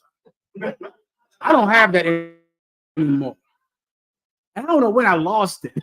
I think sometimes I know that when the flat earth thing was out, I couldn't break that down. That was a funny time. Yeah, I couldn't have a class proving the earth was not flat. I didn't have it in me anymore. I had it at one time, but now I just don't give a damn about you like I used to. And I could not teach a class proving the earth was round. Well, this brother taught that water is lawful to drink. I couldn't do that. Okay. People like that are weak in the faith. They don't have faith. If you believe that you must only eat vegetables, your faith is weak. Vegetarians are weak in the faith. I don't know what else I can do for you. It's right here in the Bible. If I need to read it one more time for time's sake, read it fast. Read it from the part right there. Go ahead. Another who is weak eateth herbs. Right. So one who is weak eats herbs. So what's the all things then? Herbs and meat. Because of course, science tells you that humans are omnivores and humans eat meat and vegetables. But some people are weak in the faith and they believe that if they eat meat, I guess they're going to die or something. Or something bad is going to happen to them. They don't, they're weak in the faith. Keep going. Verse 3. Let not him that eateth despise him that eateth not. This is what you need to be a brother, to come together, to not hurt each other and not harm each other simply because he might not have the faith or the strength you have. Let him that eateth despise not the one that doesn't eat. If a brother wants to be a vegetarian, let him be it. Do not try to stop him. Don't say, brother, what are you doing? Don't bring him in for doubtful disputes. Oh, you a vegetarian? What you doing? You don't eat no meat? What's wrong with you, brother? You need to be eating some meat. You're wrong. That's why you can't have sex with a woman. That's why your back is weak. You need to live. Don't do that. That's wrong according to the Bible. If this cat wants to be a vegetarian, let it. You don't eat meat. Oh, you don't eat meat. No problem, Mark. Here's a salad for you. This chicken is for me. This salad is for you. Let's go to camp. No problem. Just let it happen. He does not have to eat meat. He doesn't have to. Is he weak in the faith? Yes, he is. So what? Let him be that way. Maybe he'll get stronger later. Maybe he won't. Maybe he'll just be a vegetarian forever. So what? Let him do it. But don't bring him in just to dispute with him and to force him into doubtful disputations. So now you say, well, you got too much doubt. You don't have enough faith. So now I'm arguing with you every day about the fact that you want to eat salads. Let him eat his salad. Let him not eat meat. Let he that eateth despise him not that does not eat. Keep going. Asher. Yes, sir. And let not him which eateth not judge him that eateth. And if you're a vegetarian, don't look at the brothers out the side of their eye every time they eat a steak. Don't go, are you going to eat that? You know that's full of what's meat full of? Full of everything. You know that's full of this tribonabatines. You're getting all of the tribonabatines inside. That's full of the alkalines and the abitabitins. Protein. And then false protein. Don't do that, Ak. Okay, don't treat brothers who eat meat like they're so unhealthy and they're so wrong because they eat meat and you're so right because you don't. Don't do that, Ak. If a brother's eating meat and you don't eat meat, then just order different things at the restaurant. That's it. Don't look down on the brothers that do eat meat. The brothers who don't eat meat, don't look down on them. Everyone just eat whatever lawful thing you want to eat. Eat it and shut your mouth about it. Keep going. Answer. For God hath received him. Read that again. For God hath received him. The Most High God brought both of you in the truth. One of you is a vegetarian, the other one is not. The Most High God let you both come in here. So don't argue and dispute over something stupid. This is what happened in the schools of Paul, because of course there were brothers back then who were in Corinth and Galatia who believed you couldn't eat meat because of what? Because of the popular things that Socrates might have said and different people. Adolf Hitler was a vegetarian. Am I right about that? Alexa, was Adolf Hitler a vegetarian? According to an Alexa Answers contributor, yes. It is recorded that he self-identified as a vegetarian. All right, so it can't be so great, right? Because he was, you know, that's all I'm saying. Adolf Hitler was a vegetarian. You ain't got to come in here and look down at everybody because brothers are eating steak. We went out to eat some steak in North Carolina, as much as we could get up in us. Okay, now you ain't have to go, or you could go and eat that pineapple they were serving us in there.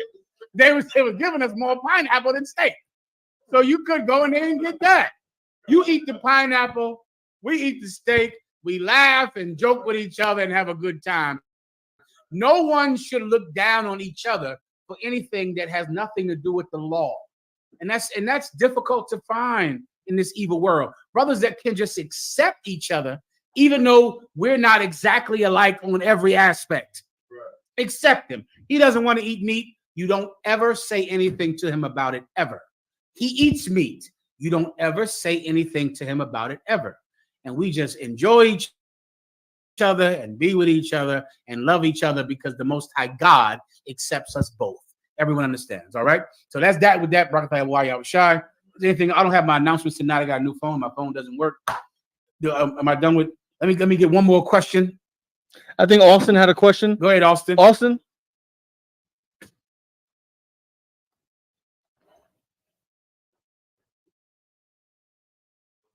Austin, you got a question up? No. I don't know. Yeah. Anyone else? Any more online then? Concert. Go ahead. I have. We did the whole pants thing already. Right. We did that already.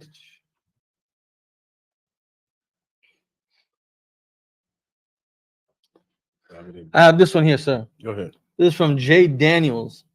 Salakia Adawan. Can I get a breakdown on why other nations, including Esau, were created by the Most High? Let me see where I can go for time's sake. All right. I can get it. Give me Most High left thee around about thee, they might try thee. That's it, I think. Joshua, excellent. And give me the other nations they might bring their strength unto us in Revelations. The doors to the kingdom of heaven shall be open day and night. All right. Let me just tell you where it starts at, right? Where it starts in the beginning, the other nations are there to test you. That's their original purpose in the Garden of Eden. That's why the serpent was in the Garden of Eden. That's why the other nations were round about the garden, to test you. That's the original purpose. That's why they exist, to be a test. All right? You have it? Go ahead and read it. I need that, and I need for this same purpose have I raised thee up. So I'm gonna try to as fast as I can break down the entire reason for other nations existing. All right, so listen carefully. We'll start here. Their first purpose is to test you. Go. Joshua 23, verse 12. Mm-hmm. Else, if you do in any wise, go back and cleave unto the remnant of these nations, even these that remain among you. These what? Even these. These what? Even these. No, these nations. Cleave unto the nation. Cleave unto the remnant of these nations. These what? Of these nations. These nations. All you want to say is nations. These what? Nations. These what? Nations. These nations. That's what we're speaking about. These nations that the brother asked about. Where do the other nations come from? Why do they exist? The Most High God, when he gave us the land of Israel, he left the other nations around the land of Israel. When you see the map of our biblical land, you have Moab right there, Edom right there. They're all sitting right there around our country, just like they were around the Garden of Eden. When Adam and Eve had this paradise, there were other nations, other trees in the garden or around about the garden for this same purpose. Keep going. Even these that remain among you, and shall make marriages with them. And you shall make marriages with them. You're going to go and marry these heathens, these nations. Keep going. And go in unto them. And you will go in unto these nations. You'll go and you'll become part of their culture. their society. You'll intermarry with these nations. Keep going. And they to you. And they to you. Keep going. 13. Know for a certainty that the Lord your God will no more drive out any of these nations. The minute you start accepting them, marrying them, going into them, the Most High will never get rid of them because you are accepting them. You want them in your life. You want them in your bed. You want them in your society. He's never getting rid of them. Keep going. From before you, but they shall be snares and traps unto you. That's what they're going to be, a snare and a trap to you.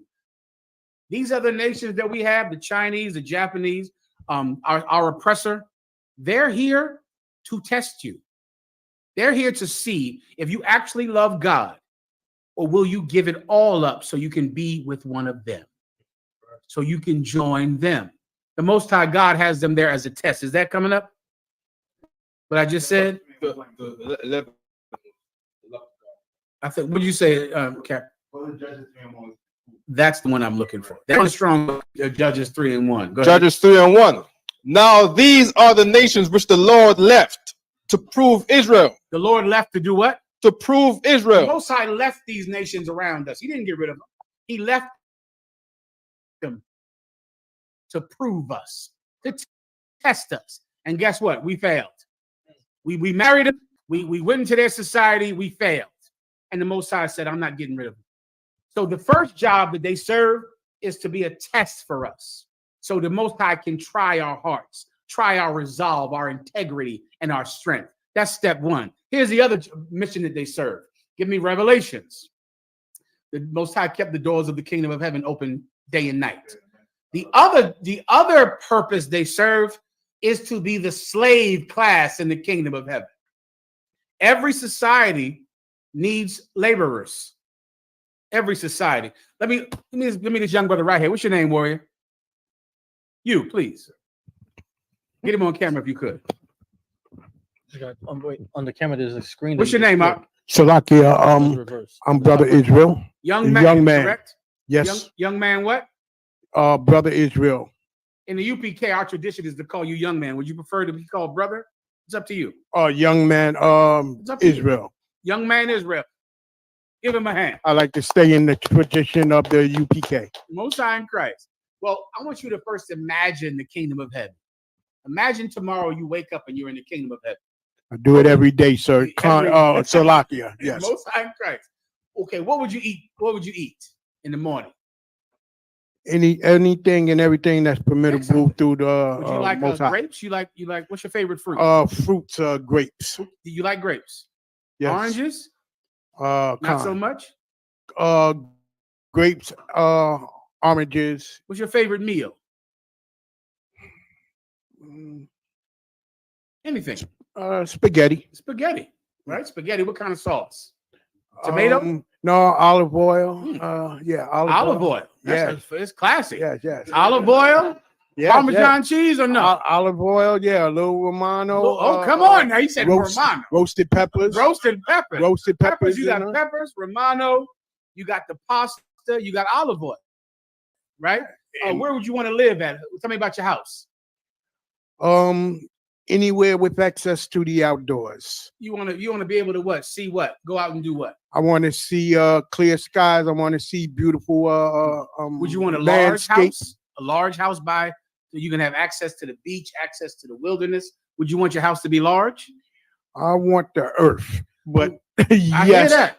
Yes. Yeah, you want a big giant home, gigantic on a mountain or in the woods or on a beach. Mountaintop to oversee things and big windows and look out at everything. Fireplaces. Sir. You want to when it gets cold, you want fire in that fireplace. You want wood in there. Absolutely, sir. Right. Yes. For you to have all of that, you need someone to make the olive oil. Because olive oil, it just don't drop out of the sky. Someone has to crush those olives. Crush them. Correct. Right? In a big old press and crush them. Someone has to make the pasta. Tomatoes have to be planted and grown The wheat and harvested. The wheat for the spaghetti has to be harvested and grown, and it takes labor to make Correct, sir. spaghetti. Correct. Labor. That house has to be built. Someone has to cut the wood. If you want fire to heat you in the cold months, someone has to cut the firewood. You gotta transport it. You need stone masons to build the fireplace. The only way to have heaven is to have servants. Everything you describe cannot exist without servants. Servants provide Right. everything you just said. The spaghetti, the olive oil, the cheese. Someone has to what? Milk the goats and milk the sheep. You need those. You need them and tend to them and milk the cows. Someone has to turn that milk into cheese. Unless you're going to do it. That's a joke, ain't it? Yeah, ha ha ha. He damn that. I'm in heaven. I'm not milking the effing cow. That's what the other nations is Give close him a by hand. for. Here's the other purpose of the other nations: to be the slaves, to provide us with olive oil and Romano cheese, and fireplaces and firewood and homes built on mountaintops. That is their purpose. I'm going to read it in the Bible. Go ahead and read it. You want to say something, warrior? You had your hand up? Right here, this brother right here. If you didn't, don't worry about it. No, the brother behind you, I thought you had your hand up. But if not, don't sweat it. Read the precept I need in Revelations fast as you can. And the gates of the kingdom of heaven will be open night and day. The gates, this is jammed up here. And the gates shall be open night and day. Who has it? Sir. It's the book of Revelations, chapter 21. Salagi, and verse 25. Mm-hmm.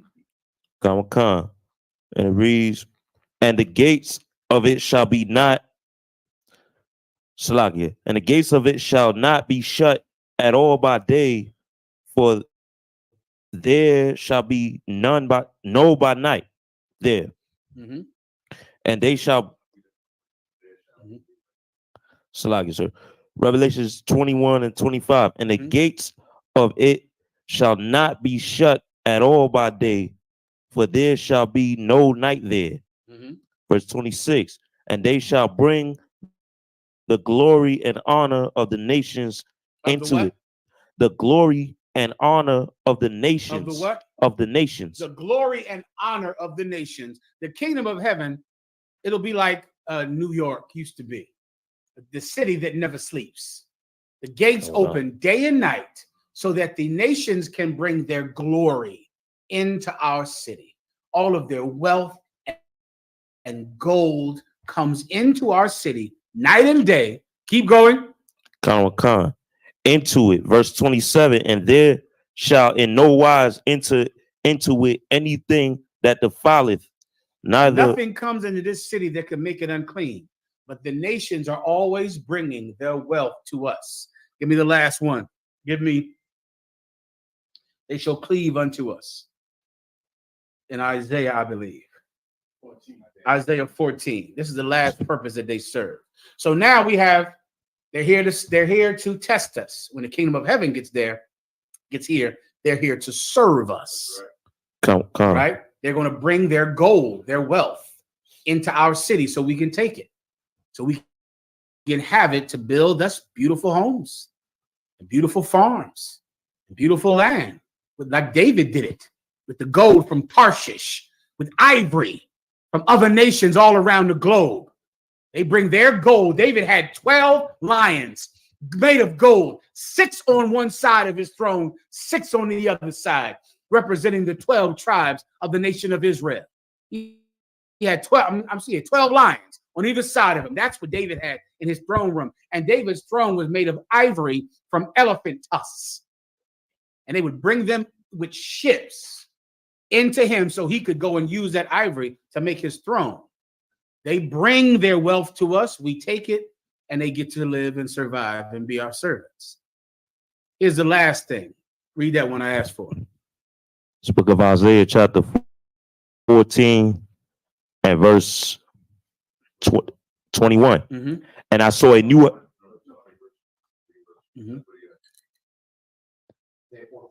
That's it.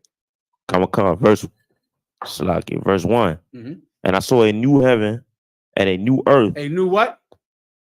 And I okay, Give Salaki. my hand. That's all right. Go ahead. This is the book of Isaiah, chapter 14 and verse 1. Mhm. For the Lord will have mercy on The Jacob. Lord is going to have mercy on Jacob, brother. Who's Jacob? The 12 tribes of the nation of Israel. Right now, we're sitting in ghettos and starving and suffering and swimming across the Rio Grande River to try to get to New York, just for our brothers, the so-called black people, to reject us here in New York while they accept the Chinese. We're suffering right now every day. But the Most High God said he will have mercy on Jacob and yet choose Israel. Keep going. Khan. And will yet choose Israel Keep going. and set them in their own And he's land. going to put us in our own land, on the mountaintops in Israel. We can look out and see the shore and see grass and see deer playing. Wouldn't that be just beautiful, brother? Come from where you're living at right now. See just the nature and earth out of your window and fireplaces and have everything you need and want. Well, you have to earn that. That's what we're doing every day here. The Most High God said he would choose us. He would choose Israel and put us in our own land. Go ahead, warrior. Khan. The brother right here. Come on, quickly. Yes, Khan, quickly. When I was in the world, I was never envious or jealous of what other people had. I was appreciative of what I had myself. As I came into the truth 4 or 5 years, started learning, but accepted it as of the last 2 years. I understand. Everything that I see the oppressors and other people parading before me and boasting itself and living high and looking for a reaction in my mind naturally, and because coming into the truth and listening and being taught by the Isupk under General Commander, I say to myself, this whole earth is mine. This whole entire world is mine. You are holding on to what belongs to me, and when I come and I take it back from you, I'm going to look at you the way you're looking at me. Give him a hand. That's well said, bro. Well said. So, You're right, warrior. Absolutely outstanding. Go ahead and keep reading now. Khan. And the strangers shall be joined with them. And the strangers shall be joined with them. Right? So these other nations are going to be with us when we are given our own land. They're going to be with us. Keep reading. Khan. And they shall cleave to the house of Jacob. These strangers will attach themselves to us. That's what cleave means. Or you like imagine grabbing hold of someone. That's what the other nations will do to us. They're going to attach themselves, cleave themselves to us. Keep going. Verse 2. And the people shall take them and bring them to their place. And the people, the children of Israel, will take these nations and put them in their place. Everyone knows what that term means, right? To put someone in their place. Right now, white people are outside of their place. They're not in their place. The Chinese, Japanese, they're not in their place. They're out of place. But in the kingdom of heaven, they're going to be put in their place. You're seeing a glimpse of that when you see our oppressors that choose to kiss our boots out on street corners. That's them being put in their place. That's just a taste, an appetizer for the kingdom of heaven. Keep going. Khan. And the house of Israel shall possess them in the land of the Most High. See, we're going to have slaves in the kingdom of heaven now. Blacks and Hispanics are going to have slaves, servants who you own. And you're going to take them and they're going to make beautiful homes on mountaintops. And they're going to make the best pasta in the world. And they're going to make olive oil, brother, so thick olive oil. The best Parmigiano Reggiano. What's the other one? What's the one the brother said? Romano cheese from Rome, like you lived in Rome. They're going to make that kind of cheese. They're going to make life heavenly for us. They shall cleave unto us. We're going to put them in their place, and they're going to be what? Again? Servants and They handmaids. shall possess them for servants and handmaids. When you get up in the morning and you get out of bed, when you get back in your bed, do you want your bed to be made or for it to look like it did when you got out of it? Who wants to answer the question? Go ahead. Give him a hand. Yeah, it better be made. You don't want to get back in no bed all ruffled and went and ran through. You want to get back in the bed like you've been in a damn hotel, like you've been in an expensive hotel. When they tuck those corners all deep into the side, you want to get back in your bed. Well, if you want your bed made, you need a maid. You need someone that will go and fix that bed and wash the sheets and tuck it back in beautiful. You need servants to have heaven. How do I know? Our oppressor has heaven, and I'm his servant. Well, when my turn comes, he'll be my servant. That's just. That's fair. Everyone understands. They shall possess them for servants and handmaids. Keep going. Karokan. And they shall take them captives, whose captives they were. Nice and loud and read it again. Karokan. And they shall take them captives, whose captives they were. And they shall take them captives, whose captives they were. That's a just God doing that. A rightful leader, a rightful power. We're going to take the people captive who took us captive. That's heaven. It's in the Bible. The gates of the kingdom of heaven are open day and night so we can take their gold and their silver and their wealth. Then they come in and become our servants and make our beds and make our homes. Why? Because they took us captive. So now Jesus Christ gave his life so we could make them our captives. That's the purpose of the other nations. Everyone understands. I think that's good to go for time's sake. With that, I'll pass the class over. Say your name again. Officer Lakamiala. I'll pass the class over to Priest and Officer Lakamiala. Clap it up for the class.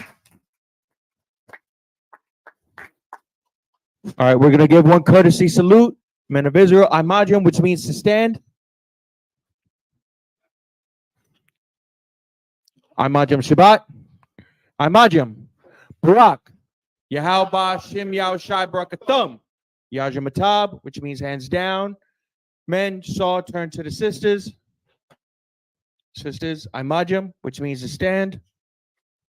Men of Israel, Imajim Shabbat. Imajim.